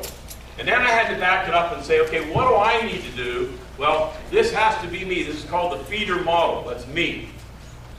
I've got to be the person that produces this. What are my tools? All right, my tool to build with is the new associate fast start and getting them bonused in 2 months. $1,000 bonus. You got to get a bonus, okay? If you get a bonus, and by the way, it's another part of getting them licensed. If you have somebody banked with $900 sitting there, they're more apt to get a license, aren't they? Right. Yeah, I mean, hey, get your license, we'll give you a check for $900. That's a pretty good deal. So it all works. And then that person really is the candidate for this person over here. But in order for me to do this, I got to be doing 4 personal recruits a month. Right. 1 a week. I got to get in the door. In fact, my goal this month is I got to have 3 in by the 15th. I'll have it done. Personal recruits, mine. Okay, by the 15th. And I'll show you in a moment. Okay. Critical event, building the feeder model. You got to do 5,000. If you're this person, you better be doing 5,000 before every month. But let me tell you, yeah, minimum. Let me tell you, if you're here and you're the only person here, and you started doing this in the month of June, you could get to RVP by May 31st, or you could produce an RVP by May 31st. It is a mathematical formula. Okay, I'll show it to you in a breakout chart here. Then I have to back up and say, okay, where do I find my recruits? Well, character references, referrals, steaming, actual interviews in the office, kitchen tables, 10 way of life. That's the prospecting idea right there. Okay, so there are all kinds of ways of doing that, and we use several of them. Obviously, you're going to get most from the KT, and I'm really big on this, on the interview side of things. And Daniel, I could probably change your numbers on those interviews. Okay, I had 16 scheduled last week. I had 9 come in that I actually interviewed, and I think I've got 3 recruits off just what I did last week. So yeah, we're really pretty doggone good about getting that done. But here's the deal, okay? The reason I do this number, and I just hate it, even though people see this, people still come and say, man, I don't know what happened to that recruit. Did you get 4? No, I got 2. The 2 were supposed to go away. Okay? Don't tell me about, I'm not going to come and tell you all about all the bad things that I had happen to me. I'm just going to tell you the good things that happened. See, if you go at a certain speed, it's like a car with a battery, and the battery up front, all it does is to start the car, it drains itself. Okay? if you don't get that battery turning that engine over fast enough, it'll never start, and the battery will go dead. That's 80% of the people that have their careers in our business, that come into our business, never get their car started. But if you do get it started, what does it do? It charges the battery. And you're now running off of the energy off of that, okay? So if you're getting 1 or 2 recruits a month, you never started your car. You can't drive to RVP. You got to get on this thing and get it done. So you see that? This is my source, okay? We got all kinds of sources to do this, and we got, by the way, if you took the underemployed and the unemployed, there are 33 million of them out there. And there's another 24% of the population that were interviewed that said they plan on changing jobs in the next 12 months. They're wages if we know how to approach it. Okay. So let me go to the second chart. There, okay. Now, it's not real complicated, but the month 1, that's June, all right? Recruit 4 people. What am I looking for? I'm looking for the one that wants to run with me, and I share the fast start bonus with them. And here's what it is. You guys talked about this. That should be the one who's going to set 4 or 5 KTs right in the first week. Okay? I'm looking for who wants to run. And if I get 4, one month, I might have 2 that are going to run, and next month I might have none that do that. But probably on average, that's what's going to take place. Now this guy up here, we've got all our May guy. All right, I started May. We already have all 4 sales done for him. And I've got all 4 recruits lined up. He's going to PFSU for a second weekend this weekend and hasn't even taken his test yet. But by the end of this next week, we'll have his 4 and 4 done before he even passes the exam. Okay? And he is a tiger. I mean, and that's what you look for, all right? So what I'm doing is and then next month I work with them, push the one from last month to get their $1,000 bonus. I put in here complete the $900 in the month 3. That's going to happen actually in the month of June. I'm like 2 months ahead of that, okay? But what do I do in month 2? I recruit 4 more people, okay? And then I'm going to identify who's the one I want to push. There, the 1,000. You see that? Okay? And in month 4, what do I do? Well, I complete this guy's bonus, challenge this person to be a 3,003 player. Okay? And by the way, back to another thing, you saw those 3,003 columns, the 6 there? Let me just tell you, you know this. What a lot of people do is put districts there. District is a title. You don't want titles, you want producers. Okay? It isn't how many titles and districts you have, it's how many producers you have. That's what we measure. That's important. So what's going to take place here, now I know the neatness of theory is no match for the mess of reality. Okay? I understand that. But every NFL team starts a game with a playbook. Right? Here's the way you start the game. Okay? And then you adjust as you go along. This is the playbook. We're in the first quarter. So we'll make the adjustments as we go through. But, I'm 30. This is 30 years of experience.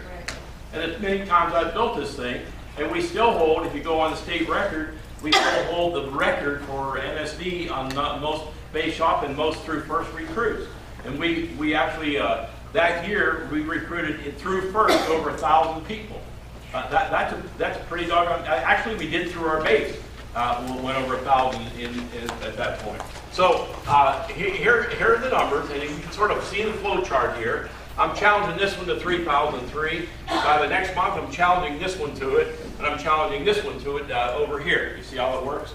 I mean, it's pretty simple, isn't it? Once you see the flow on how it goes, okay? I'm always recruiting 4 people. And see, people come to me and say, that nobody does that. In order to say, in other words, to say, that doesn't work. You know why it doesn't work? Because by the time you get to here, you have so many people, you stop doing this. Okay? And as I put down here, you probably can't read it. Don't be fooled. If you stop personal recruiting even for 1 month, you develop terminal cancer. And your organization will experience a slow death that is hardly noticeable at first. It'll take 2 to 3 months before you realize you lost your momentum in your team. Now you have to start all over again. That's what people do. And I sort of wish it could be instant, you know? You get cancer, you're dead. Okay? I'm 3 months on this thing, you're dead. Okay? Oh. Save you 3 months in the process. I really have to start over. So you get the flow. So when you get down here, and this is November 30th. This is the first part. This is in 2 parts in phase 1. Okay, you got this guy doing 3,000.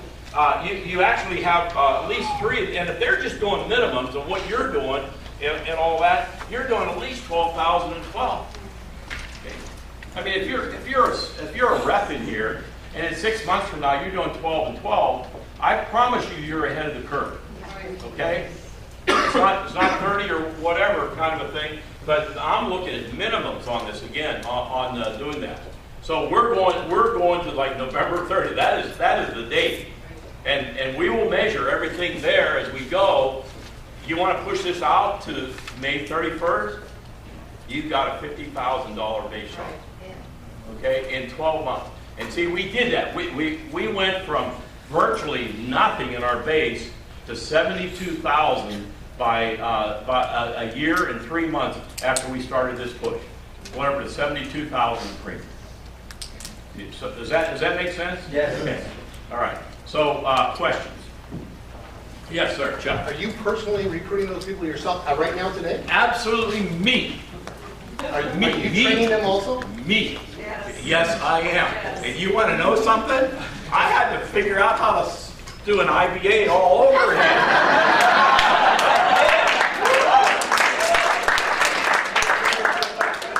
Does my life apps for me. I haven't figured that one out yet. She's filling them out for me, but I will figure them out. You know? I even got an iPad.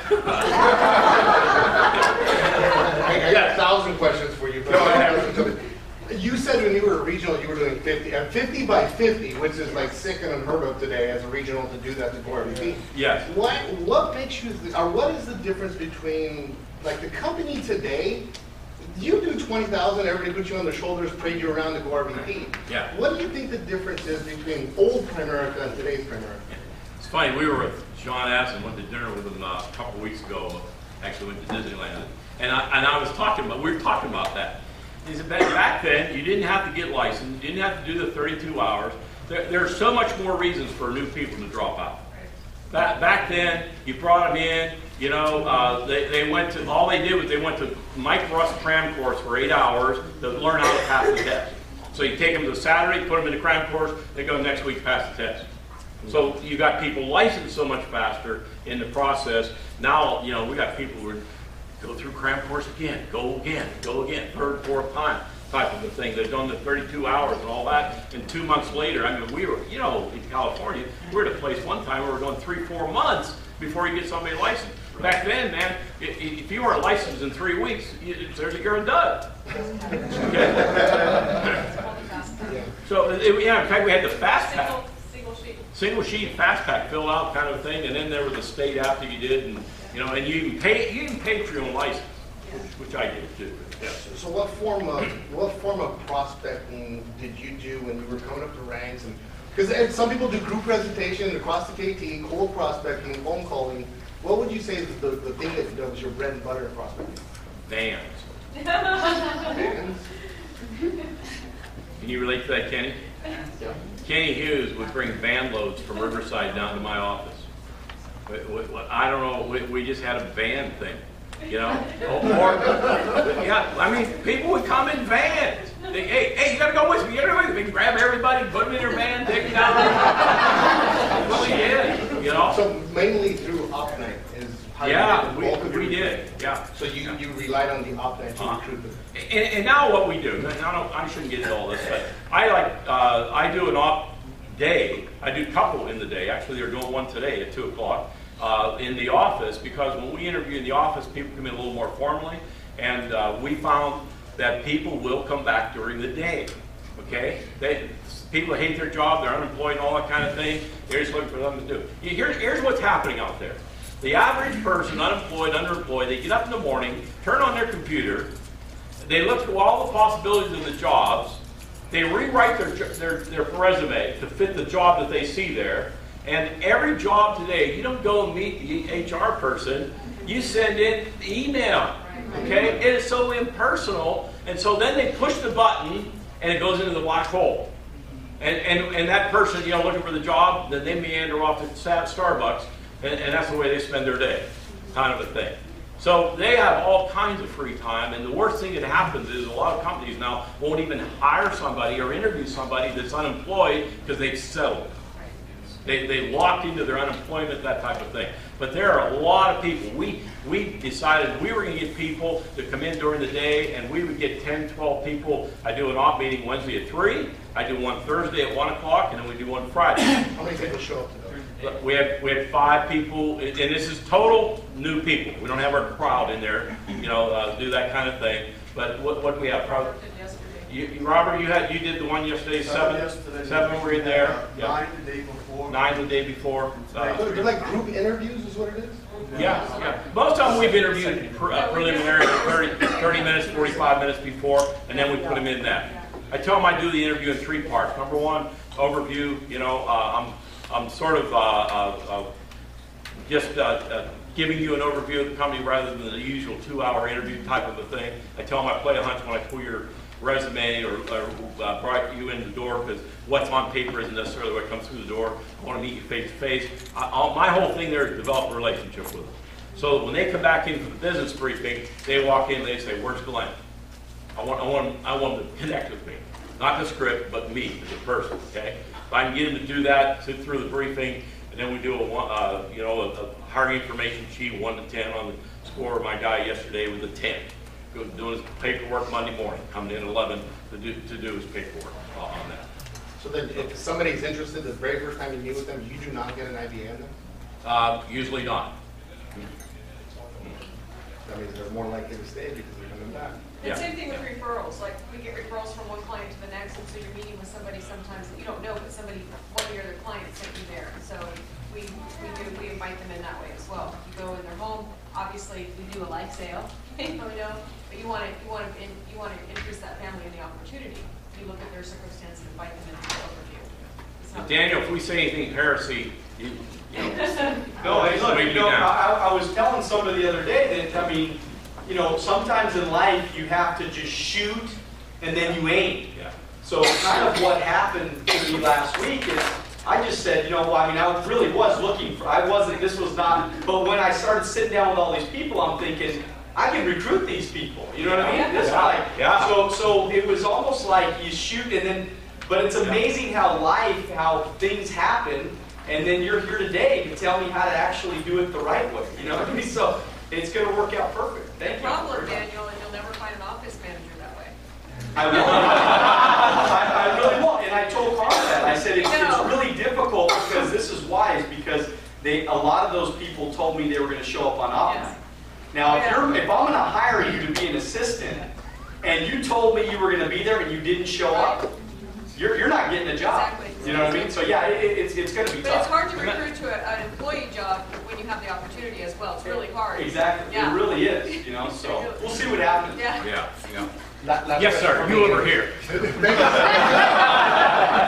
I only have an opportunity to have you in front of me once in a while. So, characteristics of an RVP. I know you promoted on hundreds of RVPs personally. So, and obviously not all of them have stuck. Yeah. So, is there something that you see about people when they're going RVP that this person's going to stay, this person's probably not? What's that characteristic, or work habits, or is there any trend? Yeah, you just don't know. Richard and Lily sitting over here. Okay, they're my next RVPs. As soon as he gets securities license going to RVP, they're right here. I remember back 4 or 5 years ago, Richard would come in the office full time. His wife was working, Lily was working, and he'd sort of get the cancer. And I wouldn't see him for a month. And I thought, that guy is never going to make it. I have to fight him to be in front now. I mean, you know, he is an RVP today, And that's it. a strong leader. But there's timing, and at some point they start foaming at the mouth like they have rabies. And so, seriously, and Richard is such a, when I watched him yesterday in front of our PFSU class, he was given instructions as to where we're going to take you from here during the lunch, and you're just looking at him, you're so like, wow, what a stud. And you just know they're going to be bigger than we've ever been in primary. He had to catch the vision and the passion of this. Yes. And it took time to do that. And we're talking to, where's Stacy and Ray? And they came full time. They're just telling us in the back. You know, we came full time, and it took us 2-3 months to catch this and understand what we're really supposed to do and what it was all about. And they're locked in now. And they're one of the people that we have slated to go across the stage May 31st. That you know, we're counting on them to do that. Here's the other thing. I know we're out of time here. I'm sorry to do this, but here's the other thing I did. I brought my RVPs together last month and kicking this off. I can't tell you, you know, you need to sit down with me one-on-one. I am so absolutely passionate about this that we are going to make this happen. Absolutely. And I made my RVPs come together and I said, hey, I'm going to do this, okay? I am going to get my own personal recruits. I am going to field train. I'm going to develop people and develop those 3,000 to 3 people over there. I want you to go with me. I want you to do it. This is not time to sit in the office and play office manager or anything else. We got to be out there leading the charge, and we got to be doing it as anybody else would. You know, and I'm 50 years old now, and so you know, my Bible name is Caleb. If you know anything about Caleb, he didn't really start out until he was 85. You know, Safford said that to me. I was on a phone call with him, and he was 72. And his attitude was, he said, man, I got 3 years left in the third quarter, and I can't wait to start the fourth quarter. Man, what a way to approach life, you know? That just go for it. And that's the exciting part of it. We got a lady under Desi who came in and just was sick and tired of being retired. She's 72 years old. So I just got sick and tired. Man, I love this. At 72 years old, she's got her career back. Going after it. That's right. That's the way it is. So anyway, hopefully that's somewhat helpful to you, and we'll let her go. To me, see, that's a treat. That's a treat. I mean, being here is a treat. But you know what? I mean, just being a part of, what a great company that we get to be a part of, right, Evelyn? I mean, you know, a group of people that just want to share and help, and everybody. I feel like I'm in the game with you. You know what I mean? I feel like I get to be a part of something. You know, creating history, you know what I mean? Rewriting it, you know what I mean? You know, getting the future, creating a great future. And I just feel like we're lucky. You know, every day, I mean, honestly, every single day I get to be in Primerica, I feel lucky. You know, I do compliance meetings every 3 months in my office. And partly because I want to stay in Primerica. That's right. You know what I mean? That's right. Like, I want to do the right things. Because I want to stay here. You know, I want to be a part of it. I don't want to not be a part. I mean, I feel bad for a lot of those people that are no longer in Primerica. You know, I mean, I tell people all the time, if I was making $50,000 a year, I'd rather make 50 grand in Primerica than 50 grand in a job. You know what I mean? So don't compare your how much you're making at your job to me, because this is just different. This is a different way to live. Right. You know, and we get to build and create and to, you know, experiment, you know? And sometimes it goes good and sometimes it don't go good. Sometimes you got to just go, you know, sometimes you just got to just jump in the dang pool, figure it out on the way. You know, you're going to figure it out. If it's right, then it'll work. If it's wrong, then it don't work. And you get to start over and you figure it out. And every single day you get to try again. Isn't that kind of nice to know that? It's nice to know that we get, I mean, so I was telling, you know, every day I get up, I feel like, you know, I'm so lucky. Because I get to choose my destiny. I get to create my destiny. Right? Now, again, I mean, it never happens fast enough. It never happens exactly the way you want it to happen. It never happens perfectly. But I don't know what else is so perfect in the world anyways, right? So it's a perfect, you know, so what we get to do is we get to experiment, we get to grow, we get to change, we get to be the best that we can be. just by getting after it. And so I wanted to read you something real quick before I get you. I'll get you guys out of here in a couple minutes. But you guys have probably, some of you have seen this book, The 177 Mental Toughness Secrets of the World Class.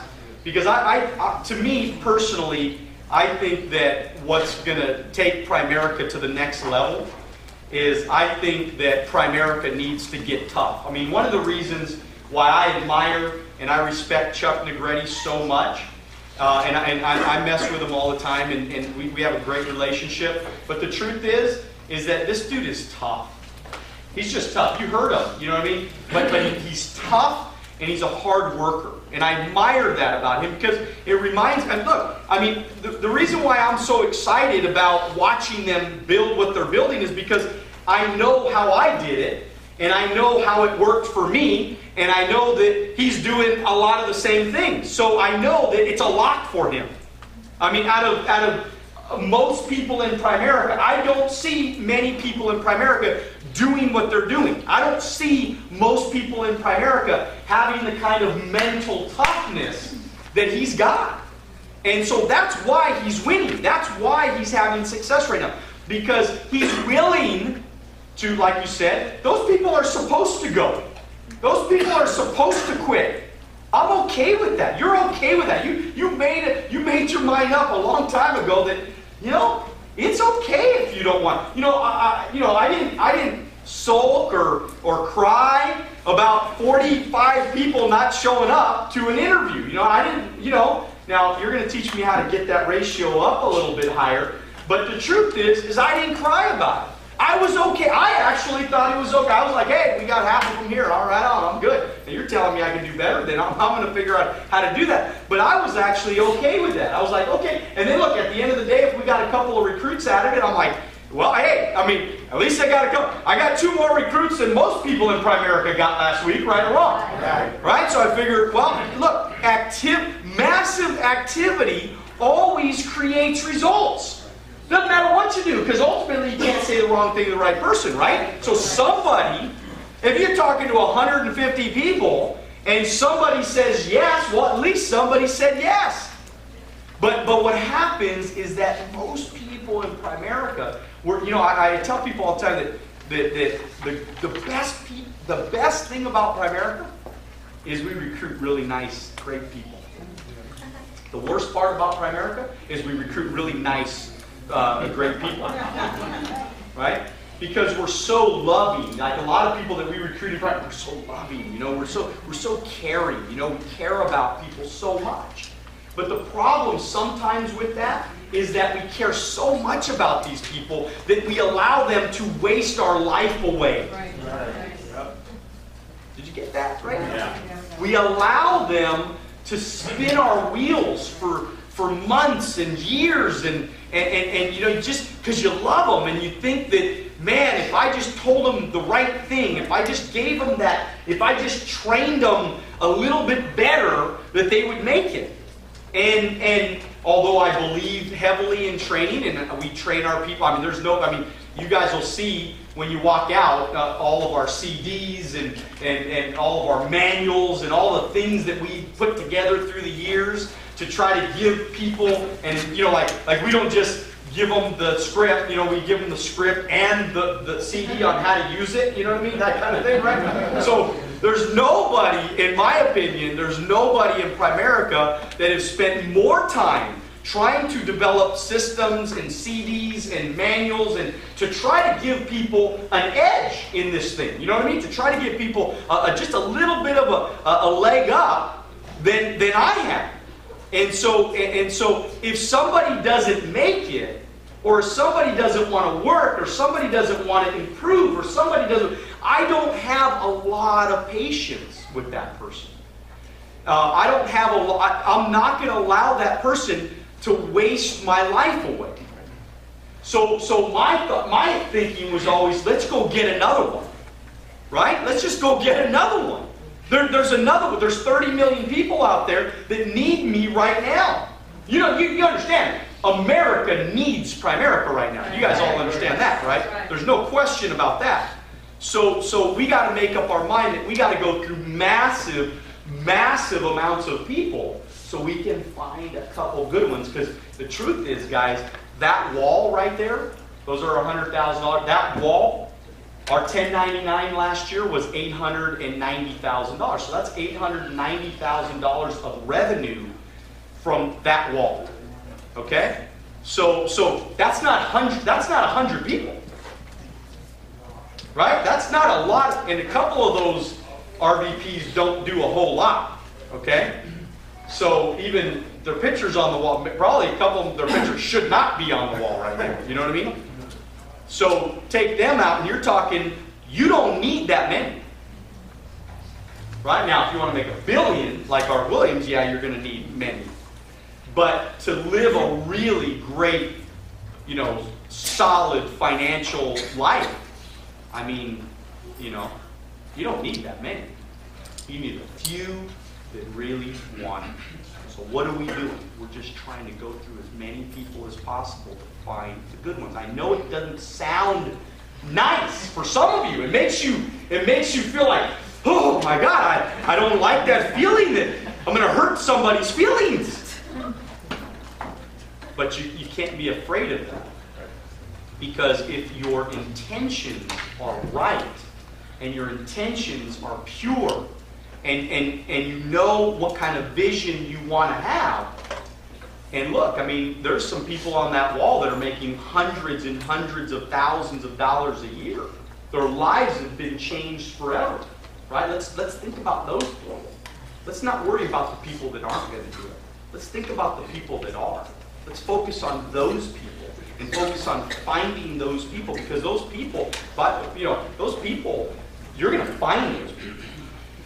I mean, I don't care how much I train. I mean, there's some people that have been in my business a while, and man, they know everything about everything. I train them, and I train them, and I train them, and I train them, and they still don't do it.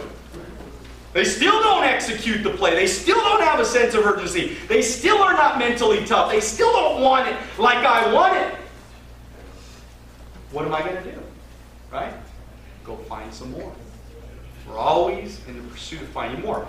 And look, the world class is determined to win. So you got to make up your mind that you're going to win. You got to make up your mind that you are determined to win. It says, as simple as it sounds, many times the only thing that separates winners from losers is pure determination. Pure determination. Like all out, I am determined to fight to win. That's it. There is no other answer. There's no other game plan. I am going to win or I am going to lose. There's no in between. You guys, see, you got to get to that point. There's got to be a time in your life that you say, I don't care what happens, I am going to win.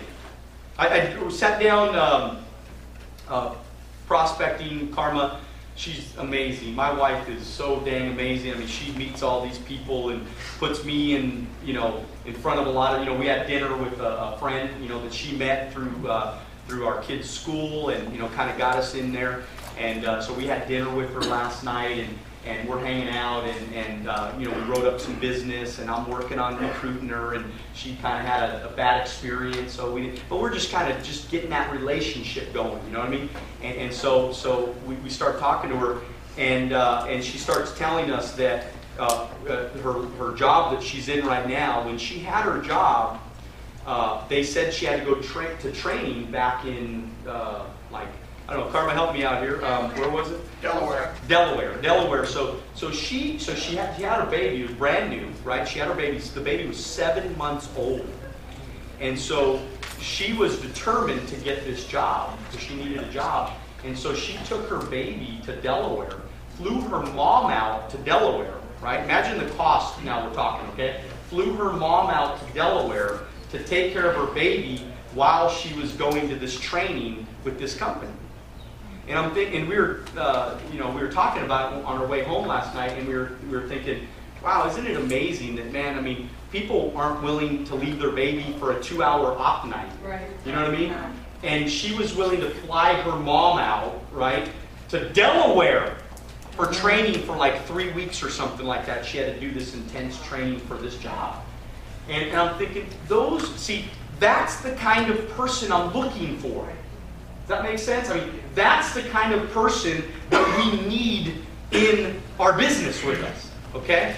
We need to find more of those people rather than the people that don't want to win, especially going through the cold market and people that are unemployed and stuff. I mean, you got to really go through the numbers. Right. Because honestly, I mean, in my experience, and this was just a brief experience I had last week, I mean, some of these people I'm thinking in my mind, I'm going, you deserve to, I would not hire you in a million years. I mean, Karma's like, she's appalled. Karma's watching every single person that's coming in. And she's appalled that some of these women and men came in dressed looking like you're coming in for an interview, for God's sakes. And you look like that? Are you kidding me? And it's almost like, I don't know, maybe, and I don't know if this is the truth, but maybe do they have to just show that they went on interviews, some of them, maybe they have to show to keep getting unemployment or something like that, I don't know. Maybe that's it. So maybe some of them are like, I hope I don't get the dang job, right? I'm just doing my quota of going to interviews or whatever, right? And isn't that true? Is that true? Right? So, it says, while the winning difference may be slight, the thought process that makes the difference is huge. Amateur performers spend a substantial amount of time negotiating the price of victory. Always negotiating. There's always, well we got to be balanced, honey. Well, you know what? I mean, me and Karma, when we built our business, our 5-year run, right? I mean, really? We were not balanced. We were all over the place. Karma, she'll tell you. Every single day, I got up, I left the house, I wouldn't come home until midnight, every day. And I would sit in my car making phone calls, because I did not build my business necessarily being in the office, because there was no offices for us. It was a very small office. And so I sat in my car and I made phone calls. That was my office was my car. That was my office. So I would find a shady tree and I would make calls for hours and hours and hours and hours. Okay, and then, but that was when I had a cell phone. But before when we didn't have cell phones, I'd be in my office in my house. I set up my office really nice, and I just made calls and calls and calls and calls every single day. I went out and I prospected. I tried to get out of the house. I never washed my own car. I never did my own lawn. I never did any of that kind of stuff. And all I focused on is the way I thought about it is if I was at the car wash, I could meet somebody new. That was always my thought. Right? If I was going, if Karma had an errand to go to the grocery store, I would go. I would try to have her give me errands to do. Because I wanted to go in the store so I could meet somebody. I was constantly trying to I had to stay out of the house. Other than if I was making calls. If I was making calls, I was in my house. If I wasn't making calls, I needed to be out. Karma was the one that she would make sure, she was like my gatekeeper. So when I would recruit people and I was training them, she would make sure that the appointment was qualified. So it was very rare. My ratios of closing were always very high because she didn't send me on she didn't ever send me on bad appointments. So she would literally drill the new recruit, like, who is it? Who is it with? Where do they live? Married, kids, home. They had to always have young children. That was my, that was important to me that you had young children because that way there's, cause, look, and Chuck kind of mentioned it, when I went full time, I didn't ever want to go back to giving them a job. I mean, that was like so important to me. That was like everything to me. I mean, there was just no way. There was just no way. I would have worked 24 hours a day if I had to. There's no way. There's no way that I am good. My best friend in my life growing up, he told me I couldn't do it. He told me I couldn't do it. He told me I wasn't smart enough. We almost actually got in a fight over when I first joined Primerica. We almost got in a literally like we were going to throw. Now he was pretty good at karate, so I might have probably lost. But so I was glad that we didn't fight over it. But I mean, that's how passionate I was. I mean, it was like the line in the sand was drawn. I was going to go make it. So whenever there was a situation where I didn't have activity or there was a possibility that I may need to go back and get a job, I mean, there's just nothing I wouldn't do. I mean, as long as it's legal, ethical, and moral, I mean, I'm doing it. That's it. That's all there is to it. I'm going to do it. I'm going to I was determined, man. I mean, I was determined to win. That was it. There was no other option. That's the way you have to be right now. You got to be so determined. People are going to think you're freaking crazy. That's how hard you're going to be working. That's how unbalanced you're going to be for a period of time in your life. Right? It says, amateurs seem to have an endless tape looping through their minds asking, is the effort worth the reward of winning? So we're always compromising. We're always thinking in our mind. We're always saying, okay, well, if I do this, oh, I'm missing this with my kids. Or if I do this, oh man, if I do this appointment tonight, well, it's me and Karma's anniversary. I can't do an appointment on our anniversary, for goodness sakes. Right? So there's just no way. I can't do that instead of saying, all right, why don't we just go do it another night? I don't have appointments 7 nights a week. I don't think anybody here has appointments 7 nights a week, every single week, all through the year. 52 weeks a year, 7 appointments, right? Nobody has that. So just figure out another way. We never cared about, when it was our birthday, we didn't care. If it was, it's like, hey, look, you got an appointment, go on the appointment. Right? Look, Daniel, go get a check. Right? Go get a check. That's what she would tell me. Go get a check. Go get a check. Do you guys hear me? Yeah. She said, go get a check. That's what you got to stay. Look, it's sell to survive, recruit to retire. Got that? Yeah. Because if you don't survive, you're going to have to go back and get another job and you're going to quit Primerica. I've never met anybody that made money in Primerica that quit. I've never met anybody, they were like making money consistently, right? You ever have anybody quit? They're making $5 grand a month, they're doing well, they're building a team, they're recruiting, they're selling, right? And they're like, oh no, I quit. Never. Not one time. And so the only reason why people quit is why? Because they make no money. They don't make any money. So they have to quit. Meanwhile, the champions are focused on winning. Their attitude is whatever it takes. Whatever is necessary. And always knowing in the back of your mind that it ain't forever. It's not forever. Champions don't negotiate their efforts and sacrifices en route to victory. The decision to pay the price and bear any burden in the name of victory is made long before the game started. This subtle difference in thinking is a huge advantage. I had a guy tell me the other day, one of my field trainers, he said, hey, he says, why are you doing this, man? He says, you're financially, I'm financially independent many times over. My mortgage is paid. I have no debt. I don't really have any, major debt or anything like that. I'm okay. I'll be all right. And he said, why are you doing it? And why? You don't need to do this. You don't need to recruit new people. You don't need to, right? He's telling me, right? And I said, see, you don't know me. See, I need to win. I'm not doing Primerica just to make money. I'm doing Primerica for greatness.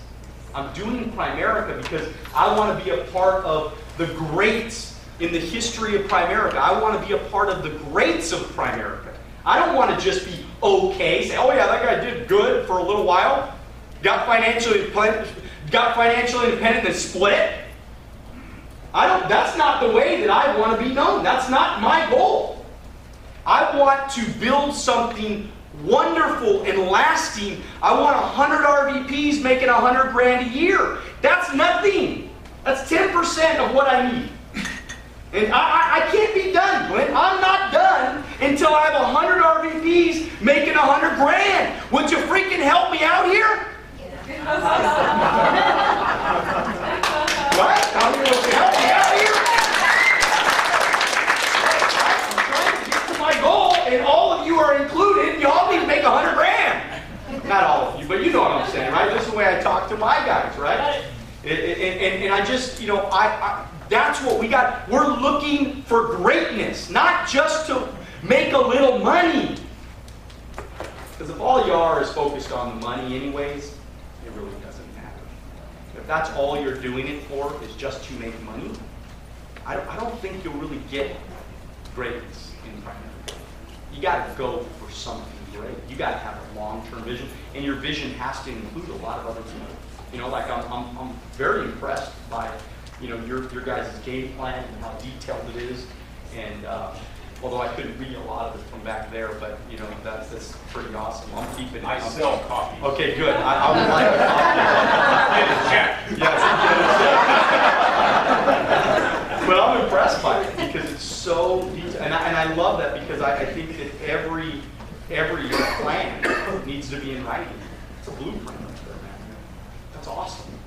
You all should learn from that. That is awesome leadership and vision, and it all starts with leadership and vision. It says nowhere is it more apparent than when pain occurs. Amateurs feel pain and seek escape. I got a guy right now, hadn't been doing very well the last couple of months, so he said, I need to move to Texas. Because in Texas, the people are different. I guess.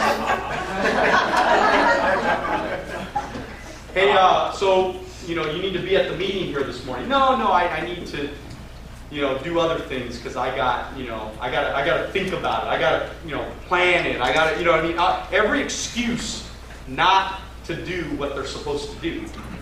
That's why they're in the position they're in today. But amateurs, see, obviously that gentleman is an amateur. He's an amateur. He's an amateur thinker. Because he's seeking escape. He's not seeking the answer. He's seeking escape, thinking that that's going to give him the answer. The answer is in front of him, isn't it? Yeah. The answer is right in front of him. The answer is saying, hey, look, let's get it going. Let's build it right here, right now. Let's get it done. Instead, he's seeking escape. Be careful. Professionals expect to feel pain and have been mentally trained to push past it while maintaining a world-class level of performance. Look, I mean, I was telling my bass shop the other day, I have our bass shop, although promoting out a lot of RVPs, our bass shop has maintained over $36,000 in premium for 12 years. We have never been under 30,000 for the last 12 years, other than a December. December, we've had maybe a handful of Decembers, but other than December, we've never gone under $30,000 for 12 straight years. Consistent years. I'll show any one of you want to see the numbers. I'll show you the numbers. And so months have happened where we're at this last December we were at 26,000. Right at the end of the month, it's one day to go. Who had to go pick up 4,000 that last day? You. I'm the leader. Leaders always figure out a way to win. I mean, winners, they just always figure out a way. There's always a way. There's always a solution. It's just sad. It's just sad that that a lot of people in America, you don't find the solution. You don't get creative to figure out a better way, a new way. If the way you're doing right now ain't working, figure out a new way. And then work it. It says, champions are the warriors of the world. Their outstanding preparation, both mental and physical, makes them unstoppable and ferocious on any performance field. Look, guys, this is the moment, this is the time that we're going to get this thing off the charts, all right? This has got to be your moment. Do not. This is serious time for you right now. This is a big, big moment for you right now. You, Eddie, it's a big moment for you. All right? This month means a lot because you're going to always talk about that promoting month. What did I do that promoting month? What did I do going out to RVP? Did I fizzle out to RVP or did I explode out to RVP? You got to do it right. You got to build it right. You got to go for greatness. And don't let anybody stop it. Have a great day. Love you guys.